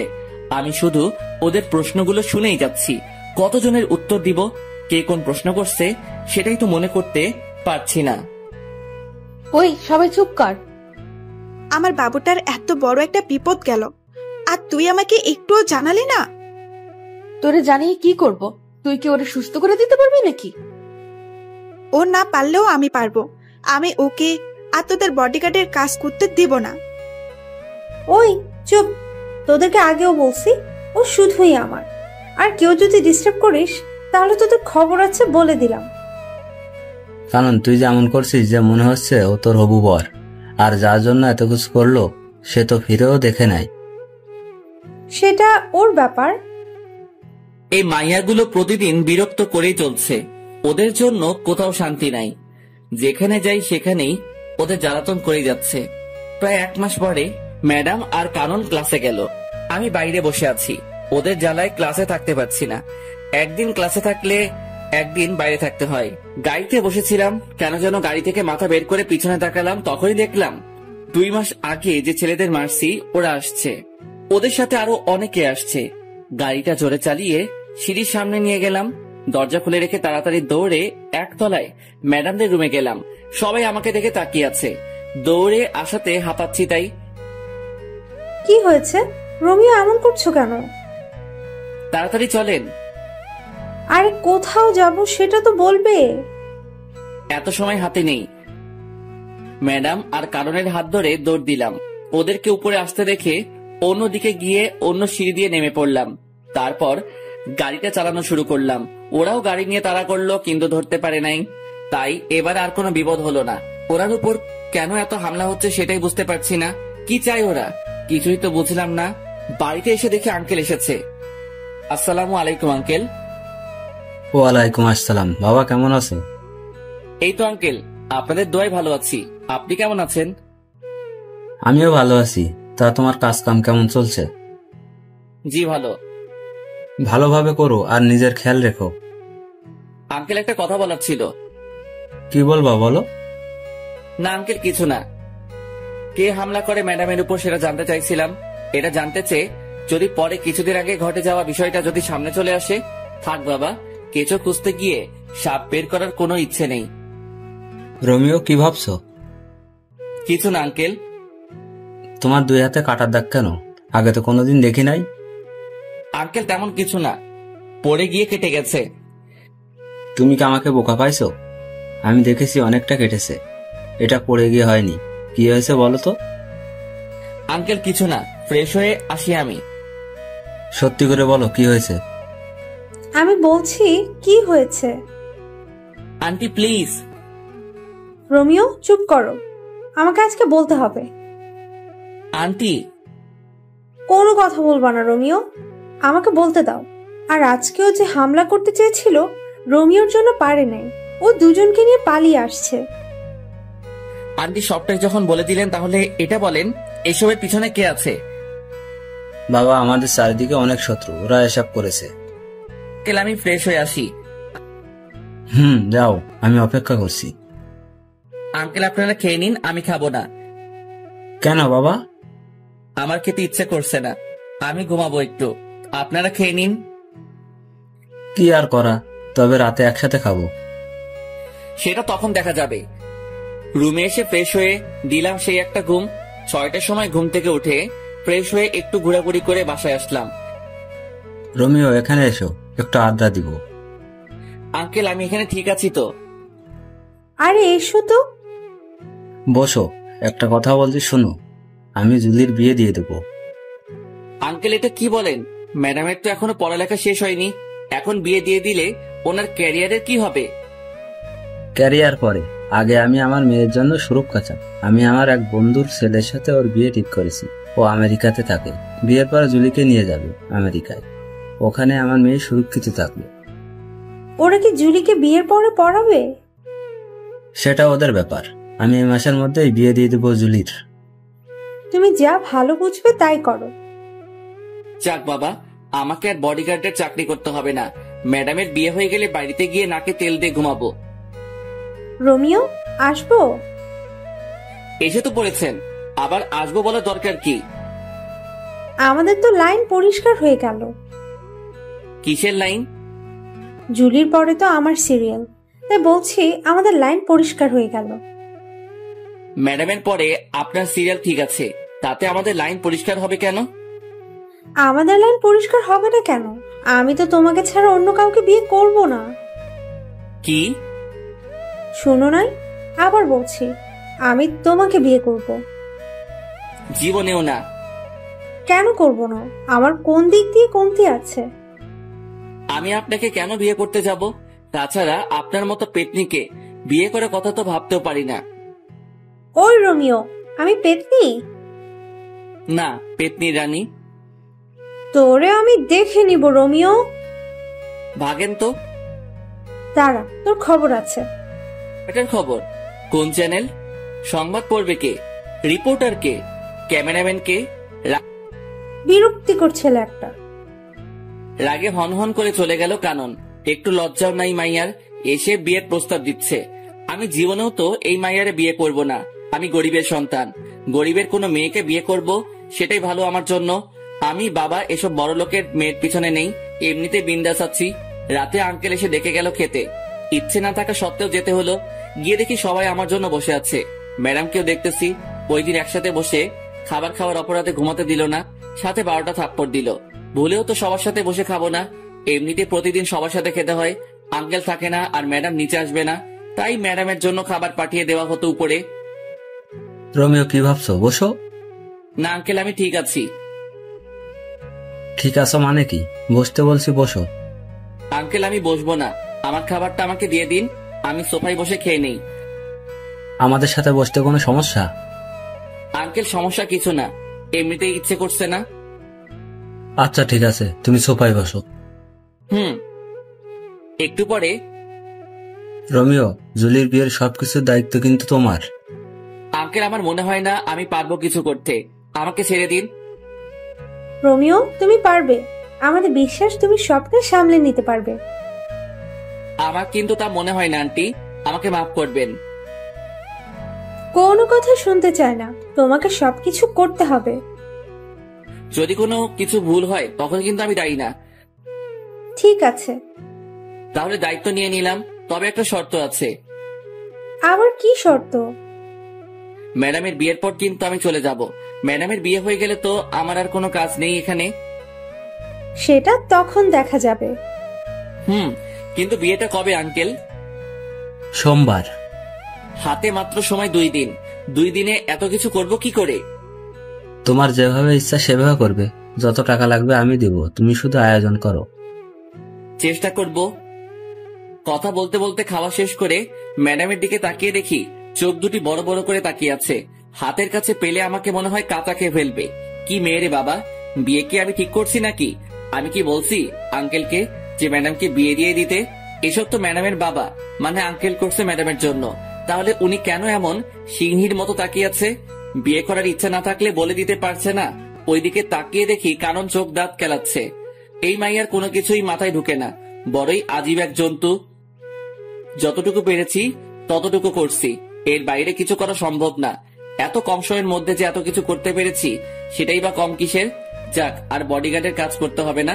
আজকে গায়ে হলুদ, কালকে ম্যাডামের বিয়ে। কি আনন্দ আকাশে বাতাসে। আর পারি না, ম্যাডামকে হলুদ লাগাতে ব্যস্ত সবাই, আর আমি আমার কাজ নিয়ে আছি। কিছুক্ষণ পর কানন সহ একদল রমণী আমার দিকে সারের মতো তেড়ে আসছে। প্রথমে মনে হলো এমনি হলুদ ছোঁয়াছুঁই করার জন্য দৌড়াচ্ছে। পরক্ষণে খেয়াল করে দেখলাম রমণীদের নজর খারাপ, সবার নজর আমার উপর। তার মানে ওরা আমাকে হলুদ লাগাতে আসছে। দৌড়া রোমিও দৌড়া। দৌড়াতে দৌড়াতে গিয়ে খাটের নিচে লুকালাম, তবু বাঁচতে পারলাম না। আন্টি আমাকে লুকাতে দেখে গিয়েছে। কানন জানতে চাওয়ার সাথে সাথে বলে দিছে। হলুদের অনুষ্ঠান শেষ হয়ে যাওয়ার পর গিয়ে শুয়ে পড়লাম। আজকের থেকে কালকে কাজের চাপটা একটু বেশি, একটু না অনেক বেশি থাকবে। ঘুম থেকে উঠে ফ্রেশ হয়ে নাস্তা করে কাজের তদারকি শুরু করতে হলো। এদিকে কাজের তদারকি করছি, আবার ম্যাডামের বডিগার্ডের কাজও করছি। বলা যায় না কখন কে অ্যাটাক করতে পারে। দেখতে দেখতে 2টা বাজলো। বর আসার কোনো খবরই নেই।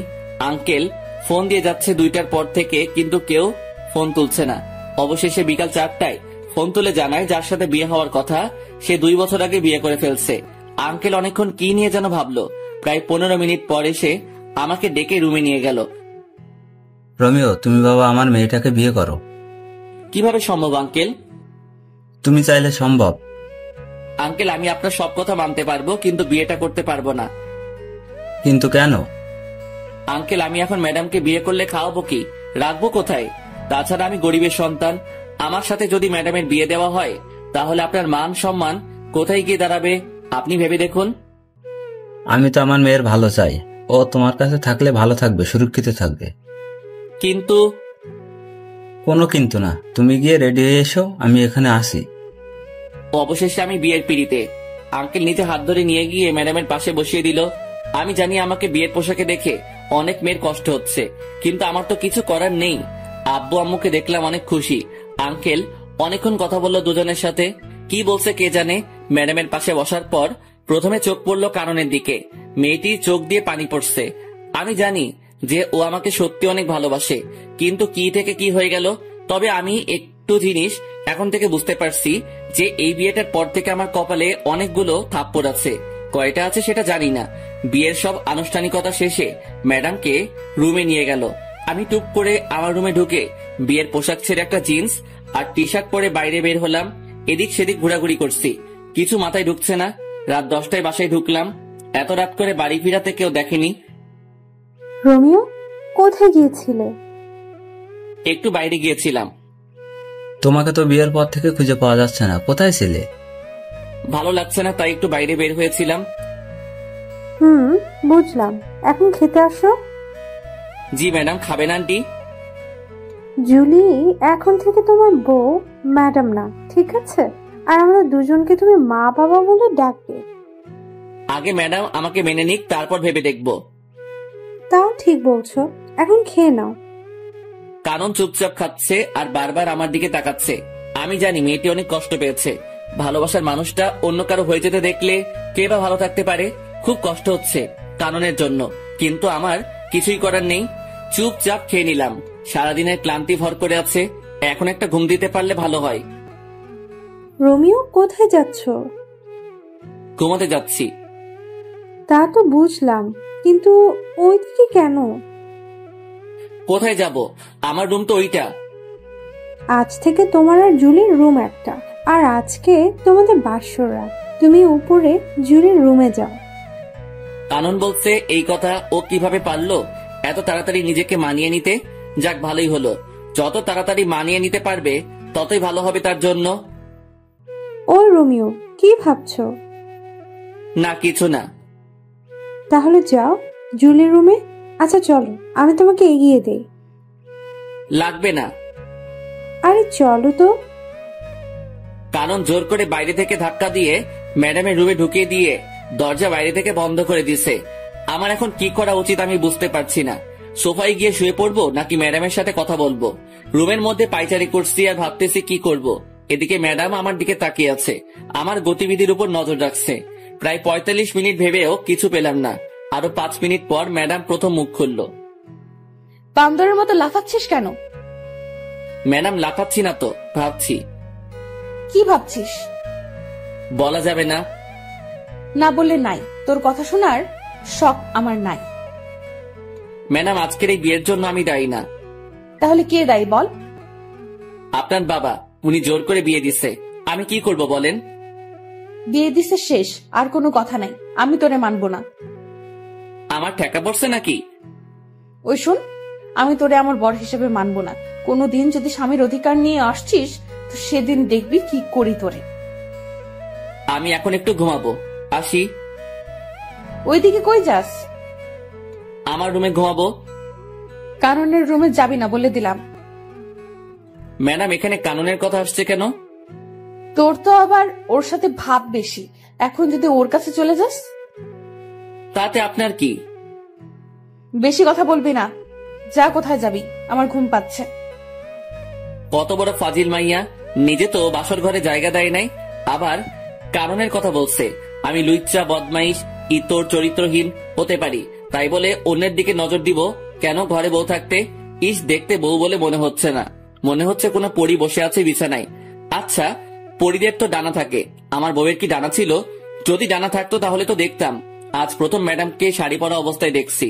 অন্য মেয়েরা তো শখ করে হলেও শাড়ি পরে, কিন্তু উনি কখনো পরে নাই। কখন ঘুমিয়ে পড়ছে নিজে জানি না। সকালে দুলাভাই দুলাভাই দুলাভাই চিৎকারে ঘুমের কয়টা বাজলো খবর নেই। কে এই রমণী সকাল সকাল দুলাভাই দুলাভাই করে দরজা ধাক্কাচ্ছে? গুড মর্নিং দুলা ভাই। শুধু তাকিয়ে আছি। এই মাইয়ার এমন আচরণ দেখে তো আমি পুরাই টাসকি। দুলা ভাই, কি দেখছেন? আপুকে দেখেন না কালকে? না, দেখি নাই আপুকে। আমি তো নিজে নিয়ে গেলাম আপনাকে আপুর রুমে, বাসর ঘরে। তো কি হয়েছে? কি হয়েছে মানে? কালকে কি আপনি আপুর সাথে বাসর করেন না? কে বলছে করি নাই? করছি তো। তাহলে আপনি এখানে কেন? আপনার আপু বলছে সকাল 10টায় উঠবে। আমি যদি ওখানে থাকি তাহলে আপনি ডিস্টার্ব করলে ঘুমাতে পারবে না, তাই আমারে সকাল সকাল এখানে পাঠিয়ে দিল। দুলা ভাই, আপু কি দিল কালকে রাতে? যা দিল তা তো বলা যাবে না। ভাই বলেন না, আমি ছাড়া তো কেউ জানবে না। আপনাকে বলবো কেন কালকে রাতের কাহিনী? ভাইয়া বলেন না প্লিজ। বলবো। বলেন। আমার লজ্জা করছে। ইস, মেয়েদের মতো লজ্জা পাওয়ার কিচ্ছু হয়নি, বলেন। বলবো। আরে বাবা বলেন না। বাস। কি? কালকে রাতে আপনার আপু আমারে বাস দিছে। এই কথাটা আরো আগে বলে দিলে কি হতো? আগে না বলি আর পরে বলছি, কথা তো বলছি নাকি? তা কেমন বাস দিল? লম্বা, তৈল মাখানো লম্বা লম্বা বাস দিল। ভালো করছে। এখন উঠে আসুন। আর জিম করতে যেতে হবে না, বিয়ে তো হয়ে গেছে, কেউ পড়বে না। কি মেয়ে রে বাবা, জানি মেয়েটি ফাজিল, তবে এতটা যে ফাজিল সেটা জানতাম না। কথা বাড়িয়ে লাভ নেই, খেয়ে আসি। রমিও বাবা, তোমাকে একটা কথা বলি, আমার মেয়েটিকে কেউ কোনোদিন কোনো কিছু জোর করে করাতে পারেনি। ওর যা ভালো লাগে ও তাই করে। আমি জানি না ও এই বিয়েটা মেনে নিয়েছে কিনা, তবে তুমি এতদিন যেভাবে ওর পাশে ছিলে সারা জীবন সেভাবে থাকবে। আঙ্কেল আপনি চিন্তা করবেন না, আমি আছি তো। আমি বিকেলে ফ্লাইটে চলে যাচ্ছি, আর বিকেলে তোমরা ঢাকা দিকে রওনা হবে। কেন আঙ্কেল? আমার একটা বাড়ি আছে ওখানে, সেখানে তোমরা দুজনে থাকবে আজ থেকে। কিন্তু কোনো কিন্তু না, যেটা বলছি সেটা করবে। আচ্ছা ঠিক আছে। বিকেলে আঙ্কেলকে বিদায় দিয়ে আমরাও ঢাকার দিকে রওনা হলাম। কি ব্যাপার, ম্যাডাম এত শান্ত হয়ে আছে কেন? এমন শান্ত থাকতে তো ম্যাডামকে আগে কোনোদিন দেখিনি। তবে কি আমার উপর আজকে কোনো ঝড় আসতে চলেছে? গাড়িতে উঠে ড্রাইভারের পাশে সিটে গিয়ে বসে পড়লাম, আর ম্যাডাম পিছনে গিয়ে বসলো। আঙ্কেলকে বারবার বারণ করার পরও ড্রাইভার দিয়ে দিল সাথে। 9 ঘন্টা পর আমরা ঢাকার বাড়িতে পৌঁছালাম। রাত 12টায় গিয়ে বাসায় ঢুকলাম। বাড়িতে কেউ না থাকলে যা হয় আর কি, সব জায়গায় ময়লা জমে আছে, কেমন যেন একটা গন্ধ আছে। আমি চারপাশে তাকিয়ে তাকিয়ে দেখছি, আর ম্যাডাম আমার দিকে চোখ বড় বড় করে তাকিয়ে আছে। ওই তাকিয়ে তাকিয়ে কি দেখছিস? অনেক ক্লান্ত লাগছে, আমি ঘুমাবো। কে বারণ করছে আপনাকে ঘুমাতে? গিয়ে ঘুমিয়ে পড়েন। ঘুমিয়ে পড়বো মানে কি? আমি কি না খেয়ে ঘুমাবো নাকি? তো খেতে বারণ করছে কে? খাবার পাবো কোথায় আমি? তুই গিয়ে নিয়ে আয়। কোনটা করবেন সেটা বলেন। আগে খাবেন নাকি ঘুমাবেন? দুইটা করব। আগে কোনটা করবেন? খাবো। কি খাবেন? বিরিয়ানি খাবো। সাথে আর কিছু লাগবে? একটা প্রাণাপ নিয়ে আসবি। টাকা দেন। এই তোর লজ্জা করে না আমার কাছে টাকা চাইতে? লজ্জা করবে কেন? টাকা তো আমি রাখছি আপনার ব্যাগে। কি? আপনি ব্যাগ খুলে দেখেন। কখন রাখছিস? রাখছি বলা যাবে না। এখন টাকা দেন, না হলে পরে কিছুই পাবো না। এই নে। 200 টাকা দিয়ে কি পাবো ম্যাডাম? কি পাবি তুই বল? 2টা বিরিয়ানি প্যাকেট পাবো আর একটা প্রাণাপ পাবো। ঠিক আছে, তো আর কি? আর কি মানে? সকালে নাস্তা যে করবেন, আটা ময়দা কিছু তো একটা লাগবে। বেশি কথা বলবি না। সকালেও বাইরে থেকে নিয়ে আসবি। এখন তাড়াতাড়ি যা। যাচ্ছি। এই দাঁড়া। আবার কি? আমি কি দাঁড়িয়ে থাকবো? বসতে কে বাধা দিল আপনাকে? আমি কি এই ময়লায় বসবো নাকি? পরিষ্কার করে দিয়ে তারপর যাবি। পারবো না। আপনি ঘুমাবেন, আপনি করেন। মাথা গরম করাবি না বলে দিলাম। মাথা গরম হলে তো ভালো। কেন? চায়ের জন্য পানি গরম করব। তোরে খাইছি, দাঁড়া। কে শুনে কার কথা? মায়ের খেতে না চাইলে দৌড়া রোমিও। খাবার নিয়ে বের হয়ে ল্যাম্প পোস্টের আলোয় চুপচাপ হাঁটছি আর ভাবছি, কি থেকে কি হয়ে গেল। ছিলাম বডিগার্ড, আর এখন বড় হয়ে গেলাম। তাও আবার যে সে বর না, বডিগার্ড থেকে বর। বডিগার্ড বড় হয়ে গেলাম। কি কপাল আমার! কয়জনের ভাগ্যে এমনটা হয়? ভাবতে ভাবতে বাসায় পৌঁছালাম। কলিং বাজানোর সাথে সাথে দরজা খুলে দিল ম্যাডাম। আই বান্দর, তুই এতক্ষণ কি করছিলি বাইরে? খাবার আনতে গেছি। এতক্ষণ লাগে? সময় লাগবে না নাকি? তাই বলে এতক্ষণ লেট করবি? আমি সেই কখন থেকে বসে আছি তোর জন্য। সূর্য কোন দিকে উঠলো? রাতের আকাশে তুই সূর্য দেখছিস কোথায়? সেটা পরের কথা। আগে বলেন আমার জন্য অপেক্ষা করার কারণ কি? খিদে লাগছে, কখন খাবার নিয়ে আসবি তাই। ও, এই নিন আপনার বিরিয়ানি। বসবো কোথায়? ও আল্লাহ, আমার উঠাই নাও না কেন? কোথায় বসবো সেটাও নাকি আমি ঠিক করে দিব? ওই চুপ, সব জায়গায় তো ময়লা জমে আছে, কোথায় বসবো? তুই সোফাটা পরিষ্কার করে দে, আমি সোফায় ঘুমাবো। শখ কত, আমি ঘুমাবো ফ্লোরে, আপনি যে কোনো একটা রুম পরিষ্কার করে ঘুমাবেন। ওই, আমি তোর ম্যাডাম, আমি যা বলবো তুই তাই করবি। কোন উপন্যাসে লেখা আছে? তোর জন্য উপন্যাস খুঁজতে পারবো না, যেটা বলছি সেটা কর। ঠিক আছে ম্যাডাম, আপনি খেয়ে নিন। এই মায়ের উপর ঠাড়া পড়ো, সোফায় রাত কাটিয়ে দিব ভাবছি, আজকে কিন্তু সেটা স্বপ্নই থেকে গেল। এই মায়ের জন্য তা হলো না। এটা সেটা করতে করতে রাত 2টা বাজলো। কি দৌ লাগছে হেব্বি, খুব ঘুমো পাচ্ছে। ম্যাডামকে শুয়ে পড়ছে। এটা কি সেই বদরাগী মেয়েটি? কি সুন্দর লাগছে ঘুমন্ত অবস্থায় আমার ম্যাডামকে। কিছু চুল এসে মুখে পড়ে আছে, এতে করে আরো মায়াবী লাগছে ম্যাডামকে। একটু ছুঁয়ে দিতে ইচ্ছে করছে ম্যাডামকে। আচ্ছা ম্যাডাম তো এখন আমার বউ, ছুঁয়ে দেখবো কি একটু? যদি একটা থাপ্পড় দেয় তখন কি হবে? না বাবা, দরকার নেই। ছুঁয়ে দেখার পরে কোনোদিন যদি আমায় মেনে নেয় তারপর না হয় ছুঁয়ে দেখা যাবে। খেয়ে শুয়ে পড়লাম ফ্লোরে, সেই একটা ঘুম হলো। কিন্তু সকালে শান্তিতে ঘুমাতে পারলাম না, 2টায় ঘুমাইছি। সেখানে সারাদিনের ক্লান্তি কাটিয়ে ঘুম থেকে উঠতে উঠতে 10টা না হোক 8টা তো বাজতে হবে। কিন্তু না, সেটা আর হলো না। সকাল সকাল ম্যাডামের চিল্লানিতে ঘুম ভাঙলো। ম্যাডাম সকাল সকাল এত চিল্লানি শুরু করে দিলেন কেন? চিল্লানি দিব না কেন তুই বল? কালকে রাতে মশা কামড়িয়ে কামড়িয়ে আমারে শেষ করে দিল। তার উপর ঠান্ডা লাগছিল, তুই একটা চাদরও দিলি না গায়ে। আমি একটুও ঘুমাতে পারিনি। ওহ আল্লাহ, আমি কোন মেয়ের পাল্লায় পড়ছি? উনি রাতে ঘুমাতে পারে নাই বলে আমারেও ঘুমাতে দেয় নাই। প্রতিদিন তো সকাল 6টায় উঠিস, এখন 8টা বাজে উঠছিস, তারপরও এমন করছিস কেন? এখন যা, নাস্তা নিয়ে আয়। আমি যে সকাল 6টায় উঠি তা আপনি জানলেন কি করে? তার মানে আপনি আমায় প্রতিদিন লুকিয়ে লুকিয়ে দেখছেন? তোরে দেখতে যাব কেন? তুই কে? নাস্তা নিয়ে আয়, খিদে লাগছে। যাচ্ছি। নাস্তা শেষ করে কাজ নিয়ে ব্যস্ত হয়ে পড়লাম। এত বড় বাড়ি পুরোটা আর 2জন মানুষকে নিয়ে পরিষ্কার করলাম। ম্যাডাম বসে বসে দেখছে আর চিপস খাচ্ছে। এই মাইয়া পারেও বটে, সারাদিন চিপসকে কাটিয়ে দিল। কয়টা খাইছে হিসাব নাই। আর এদিকে আমার অবস্থা খারাপ হয়ে যাচ্ছে খিদেই। ম্যাডাম রাতে কি খাবার নিয়ে আসবো নাকি রান্না করব? বাইরে খাওয়ার বেশি হলে শরীর খারাপ করবে, তুই রান্না করে নিবি। পারবো না, আপনি করে নেন। বাবা কি বলেছিল মনে নাই তোর? আমারে দেখে রাখতে বলছে। দেখে রাখতে বলছে, রান্না করে খাওয়াতে নয়। বেয়াদব, মুখে মুখে কথা বলিস। যা বলছি তাই কর। পারবো না, আমি খাবো না, রান্নাও করবো না। সারাদিন কাজ করছে, এখন ঘুমাবো। যা রান্না কর। শালার কপাল, বিয়ে করছি কোথায় বইয়ের হাতে রান্না খাবো, কিন্তু এমন পোড়া কপাল, শুধু থাপ্পড় খাচ্ছি। দূর, ভাল লাগে না। প্রথমে ভাবলাম রান্না করব না, পরে ভাবলাম রান্না না করলে তো মেয়েটি খাবে না। দুপুরে কাজে ব্যস্ত ছিলাম বলে রান্নাও করতে হয়নি, বাইরে থেকে কিছু নিয়ে আসতেও হয়নি। সকালে চিপস আনতে বলছে, ওগুলো খেয়েছে সারাদিন বাচ্চাদের মতো বসে বসে। যা পারি কিছু একটা রান্না করি, কিছু একটা তো খাওয়া হবে। রান্না শেষ করে ম্যাডামকে খেতে রাখতে গিয়ে দেখলাম গান শুনছে মোবাইলে ইয়ারফোন লাগিয়ে। সেটা ওনার বিভিন্ন অঙ্গভঙ্গির মাধ্যমে বোঝা যাচ্ছে। ম্যাডাম, ও ম্যাডাম। ওই কি হয়েছে, চিল্লাস কেন? খেতে আসেন। খাবো না, তোর খাবার তুই খা গিয়ে। না খাইলে আমার কি? রান্না করছি, খেলে খাবে, না খেলে নাই, আমার কি? আমি খাওয়া শুরু করার পরে ম্যাডাম এসে বসে পড়লো। আমি শুধু খাচ্ছি, ম্যাডাম যে আসছে সেটা আমি জানি না, এমন ভাব করছি।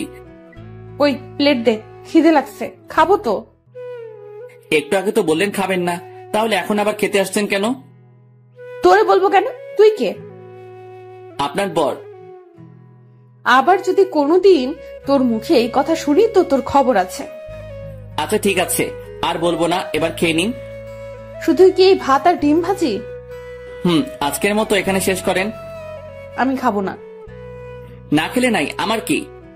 আমি এগুলো খাবো না, কিছু নিয়ে আয় বাইরে থেকে। পারবো না, আমার ঘুম পাচ্ছে, ঘুমাবো। আমি কি না খেয়ে থাকবো সারা রাত? রান্না করা আছে, খেলে খাবেন, না খেলে আমার কি? আমি খাবো না। দূর, না খেলে না খাবে। রান্না করার দরকার ছিল, রান্না করছি।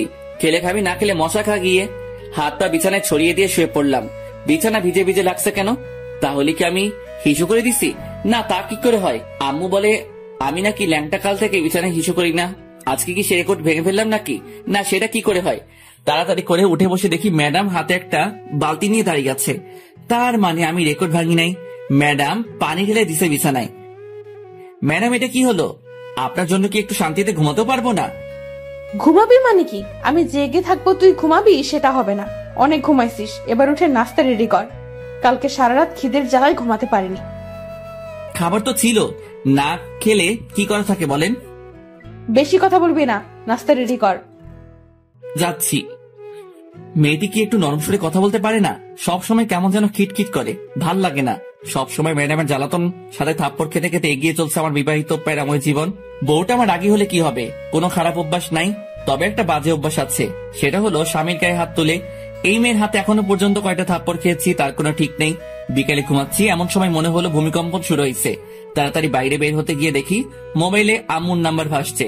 তখন মনে হলো ভূমিকম্পন হচ্ছে না, আমার মোবাইলই ডাকতেছে। হ্যালো আম্মু, কেমন আছো? ভালো থাকতে দিলি কবে? বিয়ে হয়েছে 3 মাস হতে চললো, কিন্তু বৌমাকে সেই বিয়ের দিনের পর থেকে আর দেখি না। তোরা এতবার করে বললাম বউকে নিয়ে একবার ঘুরে যা। কার বউ? কিসের বউ? কিভাবে বউ হলো? ওই ফাইজলামি হচ্ছে আমার সাথে? যাও, কি যে বলো না আম্মু, তোমার সাথে কি আমি ফাইজলামি করতে পারি বলো? তাহলে বল, কবে আসবি বৌমাকে নিয়ে?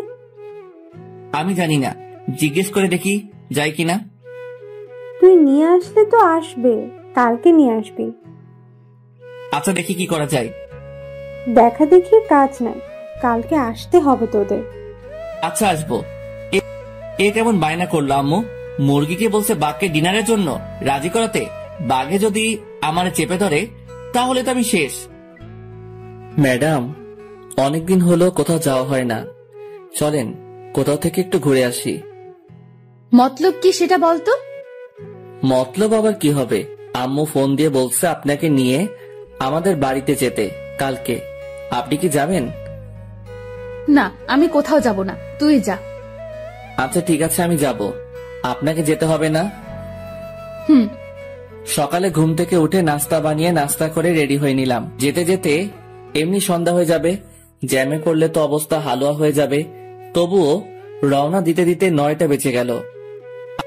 ওই দাঁড়া, আমি যাব তো। আপনি আবার কোথায় যাবেন? আমি কি এখানে একা থাকবো নাকি? আমাকে আমাদের বাড়িতে রেখে তারপর যাবি তুই। আমি পারবো না, আপনি পথে নেমে পড়লেই তো হয়। পারবো না, তুই রেখে আসবি। আমার দেরি হয়ে যাচ্ছে, আমি আসি। আর আপনি যদি আমার সাথে যেতে চান তাহলে আমার বাড়িতে যেতে হবে, না হলে আপনার পথে আপনি যান, আমার পথে আমি যাব। তুই তো আচ্ছা ফাজিল ছেলে, আমি যেটা বলবো তোকে সেটা করতে হবে। সেটা পরে দেখা যাবে, আগে তো রওনা দেই। হুম, চল। বাস চলছে নিজের আপন গতিতে, আমরাও এগিয়ে যাচ্ছি বাড়ির দিকে। বডিগার্ডের কাজ পাওয়ার পর আর বাড়িতে যাওয়া হয়নি। আজ অনেকদিন পর যাচ্ছি। ম্যাডাম বসে আছে আমার পাশের সিটে আর চিপস খাচ্ছে। মেয়েটি কি কিছু পারে না চিপস খাওয়া ছাড়া? অনেকক্ষণ পর ম্যাডাম আমার কাঁধে মাথা রেখে ঘুমাচ্ছে। অনেকক্ষণ চিন্তা করে দেখলাম এখন ঘুমাচ্ছে, পরে যখন ঘুম থেকে উঠে দেখবে আমার কাঁধে মাথা রেখে শুয়ে আছে, তখন দেখে যদি থাপ্পড় লাগিয়ে দেয় তাহলে বাসের মধ্যে যা একটু সম্মান আছে সেটাও খেয়ে ফেলবে। তার থেকে বরং জাগিয়ে দেই। ম্যাডাম, ম্যাডাম উঠেন। কি হয়েছে? ব্যথা করছে হাতে।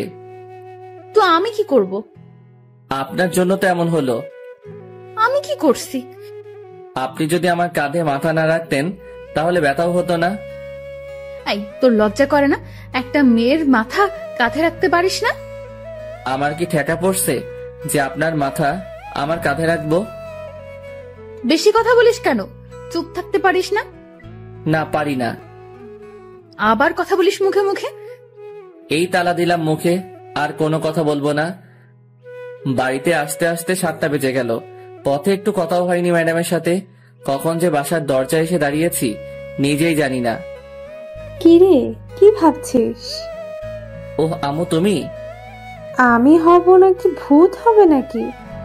না, তেমনটা না। আমার বৌমাকে নিয়ে আসছিস তো? তোমার বৌমা কোথায় পাবো? পিছনে দাঁড়িয়ে আছে যে, ওটাকে? ভূত মনে হয়, তাকিয়ে দেখো। কি, তুই আমার বৌমাকে ভূত বললি? তোর আজকে খাওয়া বন্ধ। খাওয়ার এত শখ নাই, তুমি তোমার বৌমাকে নিয়ে খাওয়াও। আসো মা, ভিতরে আসো। এটা কি হলো? ম্যাডাম তো চলে এলো। মাইয়া জাতি বড় অদ্ভুত জাতি। সকালে কত ভেজাল করলো এই মাইয়া এখানে আসবে না বলে, আর এখন কত সহজে আম্মুর সাথে হাসি খুশি চললো। মনে হচ্ছে না মেয়েটি রাগী বদমেজাজি। রোমিও, খেতে আয়। খাবো না, তুমি খাও তোমার বৌমাকে নিয়ে। রোমিও, আয় বাবা, অনেকদিন হলো একসাথে বসে খাওয়া হয়নি।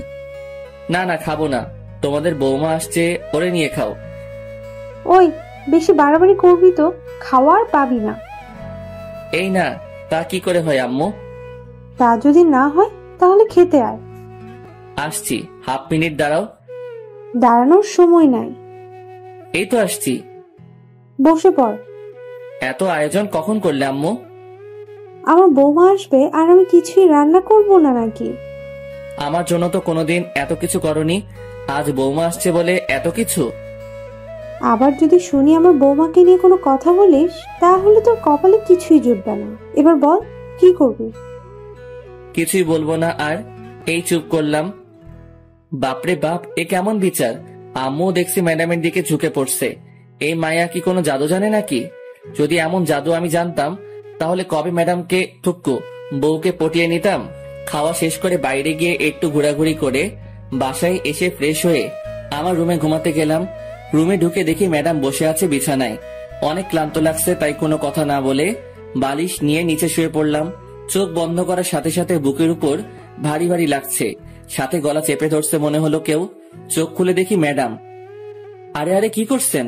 ছাড়ুন বলছি। ছাড়বো না। কি বলা হচ্ছে শুনি? কি বলছি? মনে করে দেখ কি বলছিস। মনে পড়ছে না, মরে যাব তো। ছাড়ুন বলছি, ছাড়ুন। ছাড়বো না। কি বলছিস শুন? তোমার বৌমা আসছে, তোমার বৌমাকে নিয়ে খাওয়াও। এই, আমি তোরে বলছি না আমার বাড়িতে রেখে আসতে? আমিও বলছিলাম পারবো না। ছাড়ুন না ম্যাডাম, মরে যাব তো। ছাড়বো না।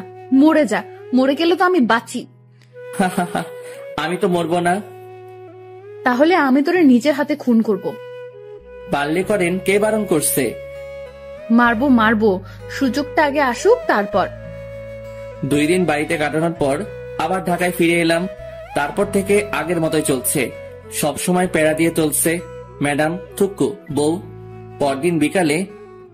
এই রোমিও, কেমন আছো? ভালো, তুমি?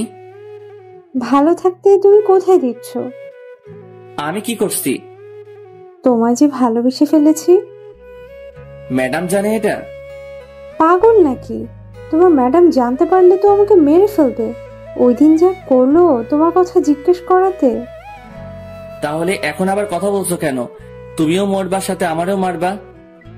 আচ্ছা, তোমার বউ তো তোমাকে ভালোবাসে না, তাহলে ওকে ডিভোর্স দিয়ে দাও। যাও যাও, তুমি গিয়ে ম্যাডামকে বলে আসো আমাকে যেন ডিভোর্স দিয়ে দেয়। আচ্ছা বলবো, তবে ডিভোর্স দিয়ে দিলে আমাকে গলায় ঝুলিয়ে নিতে হবে। যদি ডিভোর্স করাতে পারো তবে। ওকে, আমি রাজি। তবে ম্যাডাম যদি আমারে কিছু বলে তাহলে আমি সব বলে দিব। তোমাকে বলতে হবে না, আমি বিকালে তোমাদের বাসায় এসে জানাবো। যদি মার খেতে না চাও তাহলে বাসায় থাকো, আর যদি মায়ের খাওয়ার শখ থাকে তাহলে বিকেলে এসো। আসবো আসবো। কি মেয়ে রে বাবা, মরার ভয় নেই নাকি? ও আসবে আমার আর ম্যাডামের ডিভোর্স করাতে? আমার তো লুঙ্গি ড্যান্স দিতে ইচ্ছে করছে। বিকেল এসো, চা নাস্তার বদলে মাইর খেয়ে যেও। ইদানিং ম্যাডাম আমাকে যেভাবে প্রতিদিন পিটায় কোনো কারণ ছাড়া, আর উনি আসবে ডিভোর্স নিয়ে কথা বলতে। ওহ, ওই মায়ের তো পরিচয় দেওয়া হয়নি। উনি হলো আমাদের বাড়ির থুক্কু, আমার শ্বশুর বাড়ির পাশের বাসার একটি মেয়ে। এখানে আসার পর থেকে আমার পিছনে পড়ে আছে। ওর নাম তো বলা হয়েছে, তবুও বলি ও ইভা। পড়ালেখা শেষ করে বসে আছে, থুক্কু বসে নাই, আমার পিছনে পড়ে আছে। আজকে আর ঘুমালাম না, 4টার সময় বের হয়ে গেলাম বাসা থেকে। বাসায় থাকলে আজকে আমার উপরে দিয়ে শনি রবি সোম মঙ্গল সব চলবে। 9টার দিকে বাসায় ঢুকলাম, ঢুকে সোজা রান্নাঘরের দিকে দিলাম দৌড়। খুব খিদে লাগছে, খাবার গরম করতে হবে। ম্যাডাম ঠান্ডা খাবার খেতে পারে না, আর আমি ঠান্ডা ছাড়া খেতে পারি না। রাতে একসাথে খেয়ে শুয়ে পড়লাম। আমার রুমে গিয়ে, ম্যাডাম থাকে অন্য রুমে। একটু পরে ম্যাডাম ঢুকলো আমার রুমে হাতে একটা লাঠি নিয়ে। এদিকে ভয়ে আমি কাঠ হয়ে যাচ্ছি। আয় এদিকে আয়। কেন ম্যাডাম? কাজ আছে, আয়। কি কাজ তাড়াতাড়ি বলেন, আমি ঘুমাবো। তোর ঘুম পাড়াচ্ছি, দাঁড়া। আরে আরে ম্যাডাম, আমাকে মারছেন কেন? আমি কি করছি? তুই পাশের বাসার রিভা পেতনিকে কি বলছিস? বিশ্বাস করেন ম্যাডাম, আমি কিছু বলি নাই। তাহলে ও কি আমার বোকা বানাইছে? হতে পারে। তার মানে তুই বলতে চাচ্ছিস আমি বোকা? সেটা কখন বললাম? তাহলে কি বলছিস? কিছু বলি নাই। আবার মিথ্যা কথা বলছিস? তোরে তো আজকে শেষ করে দিব। আমি কিছু করি নাই তো ম্যাডাম, সব দোষ ওই ইভার। ইভা, তুই ওরে বলিস নাই আমার ডিভোর্স দিয়ে ওরে বিয়ে করবি? বলিস নাই? ম্যাডাম আমি এটা বলি নাই, ও আপনাকে মিথ্যা বলছে। তুই বলছিস, আমি লুকিয়ে লুকিয়ে সব শুনছি। কি? আপনি এমন কেন ম্যাডাম? লুকিয়ে লুকিয়ে অন্যের কথা শুনছেন, এটা ঠিক না। তুই আমারে কোনটা ঠিক আর কোনটা ঠিক না সেটা শিখাইতে আসবি না, আমি সব জানি। জানলে ভালো। এখন আমি ঘুমাবো, অনেক মাইর খাইছি। কি? তুই ঘুমাবি? হুম। তোরে আমি ঘুমাতে দিব না। তোর কাজ হলো আজকে সারা রাত আমাকে পাহারা দেওয়া। পারবো না। না পারলে আবার শুরু করব, তখন বুঝবি। আবার শুরু করার দরকার নেই, আমি রাজি। চল। হুম। বাইরে না, রুমের ভেতর এসে পাহারা দিবি। ভিতরে কেন? বাইরে থেকে দিলে কি হবে? যেটা বলছি সেটা কর। হুম। ঘুমে মাথাটা কেমন করছে, আর এই মাইয়া দাঁত বের করে হাসছে। ইচ্ছে করছে ঘুষি মেরে দাঁত ভেঙে দেই। দেখ দেখ, দাঁত কেরাচ্ছে আবার। এ ম্যাডাম, এই চিল্লাচ্ছিস কেন? আমি ঘুমাবো। তোরে ঘুমাতে দিচ্ছে কে? এটা তোর শাস্তি। আমি কি অপরাধ করছি? তুই ইভার সাথে কথা বলছিস, সাথে ওরে পাঠাইছিস ও যেন আমাকে বলে আমি যেন তোকে ডিভোর্স দিয়ে দিই। কি? ও আমাকে বলছে তোমার বউ তো তোমাকে ভালোবাসে না, আমি তোমাদের ডিভোর্স করিয়ে দিব। আবার এটাও বলছে যে ও যদি ডিভোর্স করিয়ে দিতে পারে তাহলে আমি যেন ওকে গলায় ঝুলিয়ে নেই। কি? এটা বলছে তোরে? আর তুইও রাজি হয়ে গেছিস? রাজি হয়নি তো, শুধু বলছি পারলে ডিভোর্স করাও। তবে রে হারামি, আজ তোর একদিন কি আমার যতদিন লাগে লাগুক, তোর শেষ করে ফেলবো। চিচি, বরকে কেউ এভাবে মারে? এত শক্তি আসলো কিভাবে? উফ, কি ব্যথা! এত মেরেও যদি ঘুমাতে দিত তাহলে ভালো হতো, কিন্তু মহারানী সেটা করলো না। উল্টা সারা রাত নিজেও ঘুমায়নি, আমাকেও ঘুমাতে দেয় নাই। ভোর 5টার দিকে ঘুমিয়ে পড়লাম। ঘুম থেকে উঠে দেখি ম্যাডাম নেই। সারা বাড়ি খুঁজেও যখন পেলাম না, তখন ছাদে গিয়ে দেখি ইবার সাথে লাগছে। মাথায় ঢুকছে না আমাকে নিয়ে এত ঝগড়া করছে কেন। আমাকে ম্যাডাম নিজে তো স্বামী মানতে চায় না, তাহলে কি দরকার ইবার সাথে ঝগড়া করার আমাকে নিয়ে? রোমিও, তুমি কি বলছো? এই পেতনিটা কে? কি? আমি পেতনি? তোর 14 গোষ্ঠী পেতনি। তোরে যদি আর একদিন দেখি আমার বরের দিকে নজর দিতে, তাহলে তোর চোখ তুলে ফেলবো। আমিও শেষবারের মতো বলছি, ওরা ডিভোর্স দিয়ে দাও। আমি কেন আমার বরকে ডিভোর্স দিব? কারণ আমি রোমিওকে ভালোবাসি। তোর ভালোবাসা বের করছি, দাঁড়া, এখনো সময় আছে, ওর পিছু ছেড়ে দে। এবার কি হচ্ছে এসব? তুমি কেন আমাদের ডিভোর্স করতে চাচ্ছ? আমি কি কোনোদিন বলছি তোমাকে ভালোবাসি? শুধু শুধু কেন অশান্তি করছো? ডিভোর্স দেওয়া না দেওয়া সেটা আমাদের দুজনের ব্যাপার। আশা করি আমাদের মাঝে তুমি ঢুকতে আসবে না। আর তুই এখানে কেন এসেছিস? চল ভেতরে চল, তোর ব্যবস্থা করছি। টেনে ভিতরে নিয়ে গেল, রুমে ঢুকিয়ে দরজা বন্ধ করে দিল বাইরে থেকে। খিদের জ্বালায় বাঁচি না। ম্যাডাম ছেড়ে দিন না আমাকে, নাস্তা রেডি করবো, খিদে লাগছে। ছাড়াছাড়ির কোনো কথা নাই, তুই আজ থেকে এই রুমে বন্ধ থাকবি। নাস্তা বানাবে কে? আমি বানাবো। রান্না করবে কে? আমি করব। ঝাড়ু দিবে কে?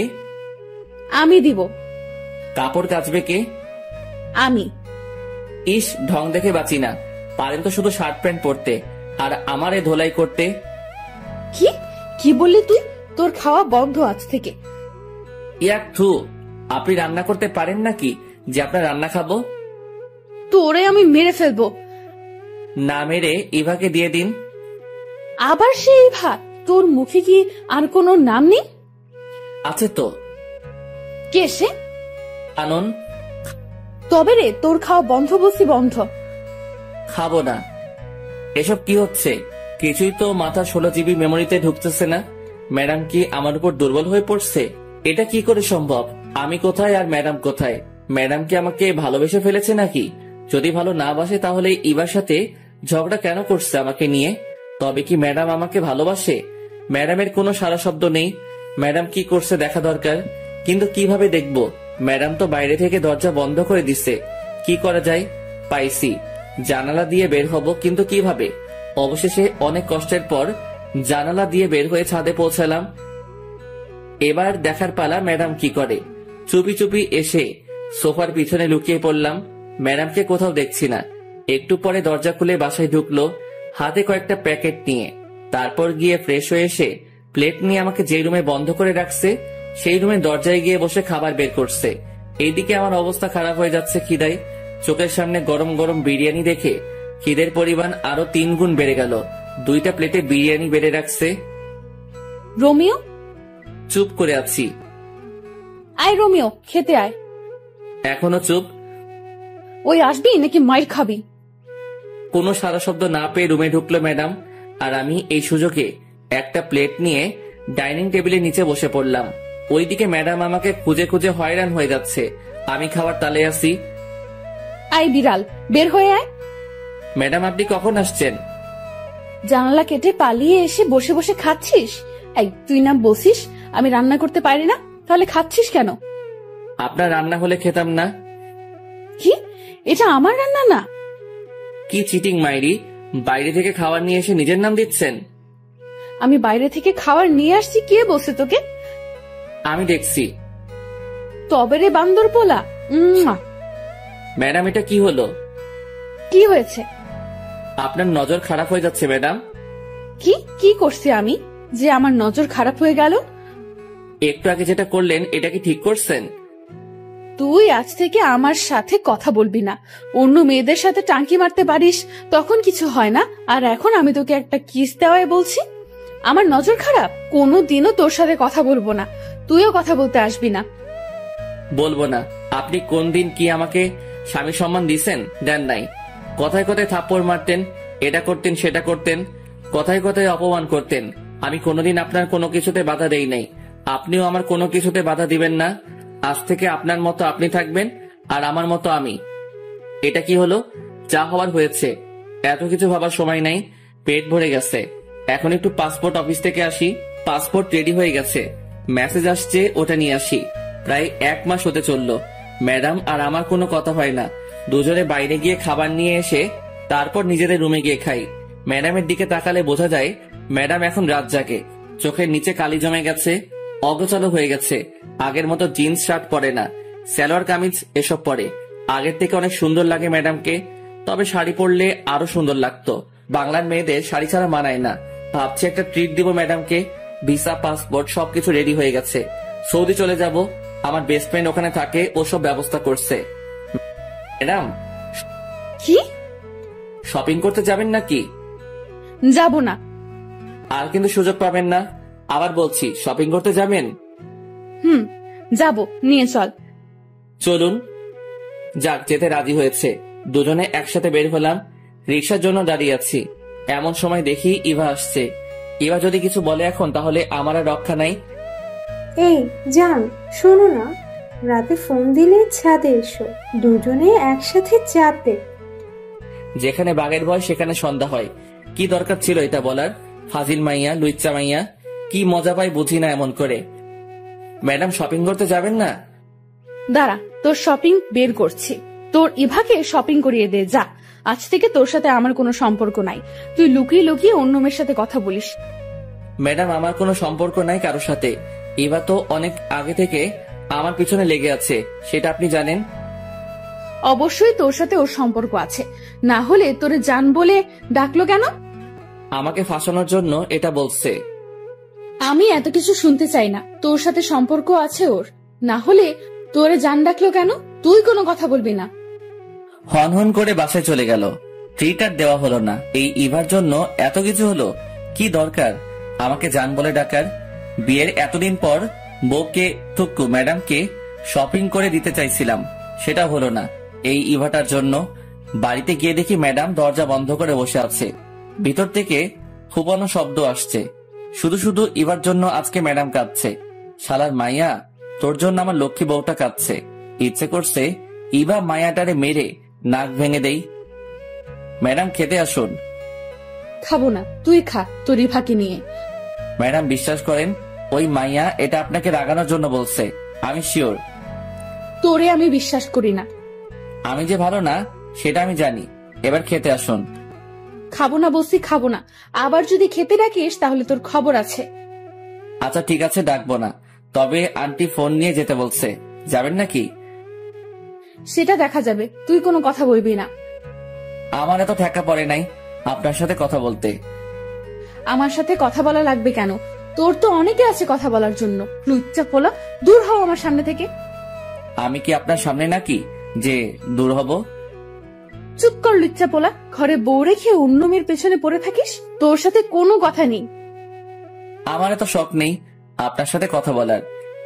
কে ঝগড়া করবে এই পাগলিটার সাথে, কখন বাঘিনীর মতো তেড়ে আসবে তার কোনো ঠিক নাই। চিড়িয়াখানায় আছে টুকু, রুমে আছে, ওখানে ঠিক আছে। সকালে ঘুম থেকে উঠে ধাক্কাধাক্কি করে দরজা খুলে ম্যাডামের রুমে ঢুকে দেখি নিচে শুয়ে আছে। একটা মেয়ের রুম মনে হচ্ছে না, বিছানা বালিশ সব ছড়িয়ে ছিটিয়ে আছে পুরো রুমে। মনে হয় আমাকে মারতে না পেরে বিছানা বালিশের সাথে যুদ্ধ করছে। দেখে মনে হচ্ছে ভাজা মাছটা উল্টে খেতে জানে না। কি মায়াবী লাগছে পাগলিটাকে। কাঁপছে দেখে কপালে হাত রেখে বুঝতে পারলাম জ্বরে অবস্থা খারাপ হয়ে যাচ্ছে। বিছানায় শুয়ে দিয়ে ডাক্তারের কাছে ফোন দিলাম। একটু পরে ডাক্তার এসে দেখে গেল মাথায় পানি দিতে বলে গেল। ডাক্তার যাওয়ার পর থেকে পানি দিচ্ছি। অনেকক্ষণ পর চোখ বড় বড় করে তাকিয়ে আছে। ম্যাডাম কেমন লাগছে? তোর জন্য সব হয়েছে। ম্যাডাম বেশি কথা বলা যাবে না, চুপচাপ শুধু উত্তর দিবেন। তবে রে, কেমন লাগছে বলেন। ভালো না। মাথাটা মুছে নিন, আমি নাস্তা রেডি করে আনি। খাবো না।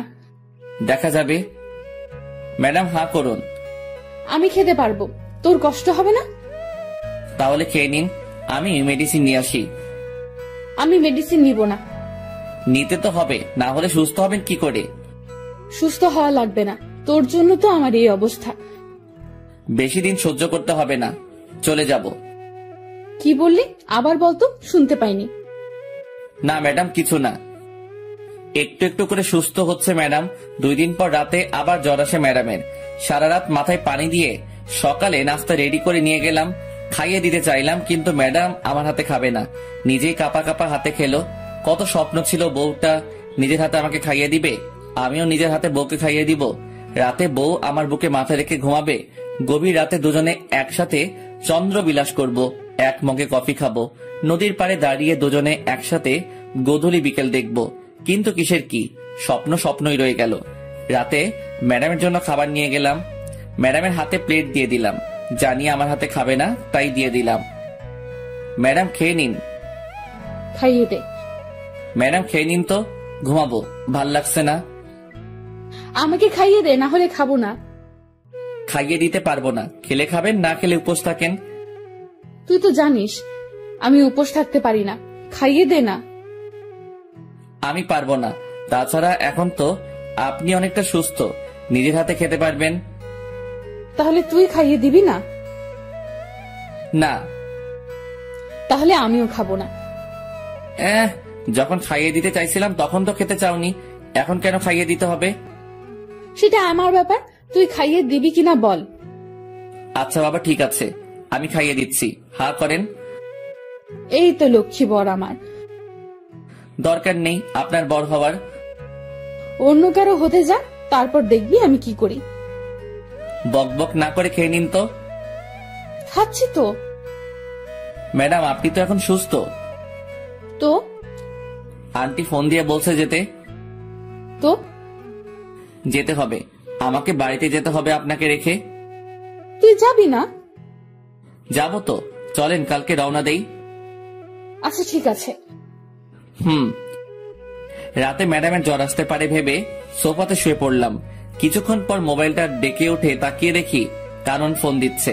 হঠাৎ করে কানন ফোন দিল কেন ভাবতে ভাবতে ফোনটা রিসিভ করলাম। তাকিয়ে দেখি ম্যাডাম ঘুমাচ্ছে। হ্যালো কানন, বলো। দুলা ভাই কি করছেন? শুয়ে আছি, তোমার কি খবর? এই তো আছি। আমাদের বাসায় কবে আসবে? কালকে আসবো। তাহলে কালকে দেখা হবে, কথা হবে। এখন রাখি, বাই। বাই। এই এদিকে আয়। কি হলো ম্যাডাম, মাথায় পানি দিতে হবে? না এদিকে আয়। বলেন। কার সাথে লুতুপুতু করছিস? ছি ছি, কি বলেন এসব ম্যাডাম, আমি তো কারোর সাথে কিছু বলি নাই বা করিও নাই। আর মিথ্যা বলতে হবে না, আমি সব নিজের কানে শুনেছি। কি শুনছেন? হ্যাঁ, কানন ফোন দিয়ে জানতে চাইলো আমরা কবে যাব। চুপ, তোর কোনো কথা আমি বিশ্বাস করি না। আচ্ছা মুশকিল তো, বিশ্বাস করা না করা আপনার ব্যাপার, আমি সত্যিটা বলে দিচ্ছি। তুই কালকে আমাকে আমাদের বাড়িতে রেখে আসবি, থাকবো না তোর সাথে। আচ্ছা ঠিক আছে। সকালে ঘুম থেকে উঠে নাস্তা করে বেরিয়ে পড়লাম। সন্ধ্যায় গিয়ে শ্বশুর বাড়িতে পৌঁছালাম। সবার সাথে আড্ডা দিয়ে নিজের বাড়ির দিকে রওনা হলাম। বাড়িতে গিয়ে কয়েকটা দিন আব্বু আম্মুর সাথে কাটাবো। কিছু বন্ধু আছে, ওদের সাথে কিছু সময় কাটাবো। কখন আবার দেখা হবে। রাতে কে শুয়ে পড়লাম। আব্বু আম্মুও জানে আমি যে চলে যাব, তবে ম্যাডামদের বাসার কেউ এখনো বিষয়টা জানে না। ভাবছি যেদিন ফ্লাইট সেদিন জানাবো। 30 তারিখে রাত 2টার সময় ফ্লাইট, সবকিছু ঠিকঠাক। ইচ্ছা ছিল যেদিন যাব সেদিনই ম্যাডামকে জানাবো, সবাইকে জানাবো। কিন্তু এত খুশি লাগছে যে কি বলবো, তাই ফোন দিলাম। আসসালামু আলাইকুম আন্টি। ওয়ালাইকুম আসসালাম। কেমন আছো বাবা? জি আন্টি, ভালো। আপনি কেমন আছেন? আমিও ভালো। তবে তুমি কিন্তু খুব খারাপ একটা কাজ করছো। ওদিন না থেকে চলে গেলে কেন? আন্টি, বাড়িতে একটু কাজ ছিল। আন্টি, যে কথা বলার জন্য ফোন দিছি তা হলো 30 তারিখে রাত 2টার সময় আমার ফ্লাইট। কি বলছো এসব? আজকে আমাকে জানাচ্ছ সবকিছু ঠিক করে? আগে জানাইনি তো কি হয়েছে, এখন তো জানতে পারছেন। ম্যাডাম জানে না, ওনাকে জানিয়ে দিয়েন। তার মানে আমরা কেউ জানি না? না আন্টি, কাউকে বলা হয়নি। যা, এটা কি হলো? লাইন কেটে দিল কেন? জানানোর প্রয়োজন ছিল, জানিয়ে দিয়েছি। আজ সেই কাঙ্ক্ষিত দিন। আজকে আমি উড়াল দিব আমার স্বপ্নের দেশ সৌদি। সবাইকে বিদায় জানিয়ে গাড়িতে উঠে বসলাম। সাথে 2 হৃদয় অ্যান্ড অভি। রাত 11:30টায় সবকিছু শেষে বিমানের দিকে পা বাড়ালাম। ঠিক সেই সময় কেউ একজন পিছন থেকে আমার হাত টেনে ধরলো। তাকিয়ে দেখি আঙ্কেল। আঙ্কেল, আপনি এখানে কেন? আমি এখানে কেন সেটা তুমি পরে জানতে পারবে, এখন আমার সাথে এসো। আঙ্কেল, আমি কোথাও যেতে পারবো না, একটু পরে আমার ফ্লাইট। কোথাও যাওয়া হবে না তোমার। কি ভেবেছো তুমি আমাদের কিছু না জানিয়ে চলে যাবে? আমি তো আন্টিকে জানিয়েছি। সেটা জানাইছো জানি, তুমি কেন সৌদি যেতে চাও সেটা বলো। আঙ্কেল, দেশে থাকতে ভালো লাগছে না। তাছাড়া আমার কোনো পড়ালেখাও নাই যে আমি কোনো চাকরি করব, তাই বিদেশে পাড়ি জমাচ্ছি। সেখানে আমার বন্ধুর সাথে একসাথে থাকবো। আমি তোমাকে কাজ দিব, এখন চলো। কিন্তু কোনো কিন্তু না। তোমার আন্টি জানালো তোমার ফ্লাইট রাত 2টায়। আমিও 10টার সময় দেশে এসেছি, তারপর তোমার জন্য বসে আছি এখানে। আমি তো কোন এয়ারপোর্ট দিয়ে যাব সেটা বলিনি। চট্টগ্রাম আর ঢাকা, এই 2টার একটা দিয়ে তুমি যাবে আমি জানতাম, তাই চট্টগ্রাম এয়ারপোর্টে তোমার ছবি পাঠিয়ে দিয়েছি। ওখান দিয়ে তুমি যেতে পারবে না, তোমাকে আটকাবে। আর এখানে আমি বসে আছি। তাহলে কি আমার যাওয়া হবে না? না, হবে না। এখন তুমি আমার সাথে বাসায় যাবে। কিন্তু কোনো কথা শুনতে যায় না। অবশেষে আমি আমার শ্বশুরের বাসায় ম্যাডামের রুমের সামনে দাঁড়িয়ে। এখানে আসার পর থেকে শুনছি ম্যাডাম রুম থেকে বের হচ্ছে না, খাচ্ছে না, শুধু কেঁদে যাচ্ছে আর বলছে রোমিওকে এনে দাও। কয়েকবার ডাকার পরও ম্যাডাম দরজা খুলছে না। তারপর আর কি, আমার দানবের মতো দেহটা দিয়ে ধাক্কা দিয়ে দরজা খুলে দেখি ম্যাডাম ফ্লোরে বসে আছে, চোখ দুটো লাল হয়ে আছে। ম্যাডাম আসবো তাকিয়ে আছে, কোনো কথা বলছে না। ম্যাডাম কথা বলবেন নাকি চলে যাব? আরে ম্যাডাম, কাঁদছেন কেন? আমি তো কোথাও যাইনি। কি করে ভাবলি আমি তোকে যেতে দিব? আমার কথা একবারও মনে পড়েনি? বল, আমাকে একা রেখে কেন চলে গেলি? কোথায় গেলাম? যেতে তো চাইছিলি, বল কেন এমন করলি? তোরে ছাড়া আমি থাকতাম কি করে বল? সেটা আমি কি করে বলবো? কি করে বলবি মানে? আমার বুকের বাপাসের জায়গা করে নিয়ে এখন বলছিস তুই কি করে বলবি? তুই জানিস না আমি তোরে ভালোবাসি? ম্যাডাম, আপনার কিন্তু নজর খারাপ। হ্যাঁ, নজর খারাপ হয়েছে আমার। এমন একটা ছেলে চোখের সামনে থাকলে যে কোনো মেয়ের নজর খারাপ হবে। তাহলে ইভার দোষ কি? তুই আবার ওই পেতনির নাম নিয়েছিস? তোরে আজকে কি আর করবেন? দেখ কি করি। ম্যাডাম, সত্যি বলছি, আপনার নজর পুরো খারাপ হয়ে গেছে। আমি তোর ম্যাডাম না, তোর বউ, ঠিক আছে? তাছাড়া নজর তো অন্য কারোর জন্য খারাপ হয়নি, আমার বরের জন্য খারাপ হয়েছে। তবে আমি কিন্তু একটা জিনিস খুব মিস করব। কি? থাপ্পড়। তোরে তো প্রতিদিন থাপ্পড় দিব। আমি রান্না করতে পারবো না আজ থেকে। আমি সব করব, তুই শুধু আমাকে ভালোবাসবি, আর কোনো মেয়ের দিকে তাকাতে পারবি না। ঠিক আছে মহারানী, আমি রাজি। আমাকে আজ থেকে তুমি করে বলবে, ভুলেও যেন ম্যাডাম ডাক না শুনি। আচ্ছা ঠিক আছে। দুলা ভাই, আপনাদের রোমান্স শেষ হলে এবার খেতে আসুন। খেয়ে শুয়ে পড়লাম। আমি আগে যে রুমে থাকতাম সেই রুমে। একটু পরে ম্যাডাম থুকু বউ আসলো। কি ভাবছো? ভাবছি বিয়ে করছি, বউ পাইছি, ভালোবাসাও পাইছি, কিন্তু কিন্তু আবার কি? বাসরাত তো পাইলাম না। তবে রে বান্দর বলা। এই বলে ম্যাডাম থুকু বউ আমাকে জড়িয়ে ধরলো। Light off. আর কিছু জানতে হবে না, আপনাদের বাসরাতে দেখতে পাবেন যা হবে। আচ্ছা মুশকিল তো, আপনাদের বলছি না লাইট অফ। এখনো এখানে কি? অনেক তো দেখলেন, যান এবার।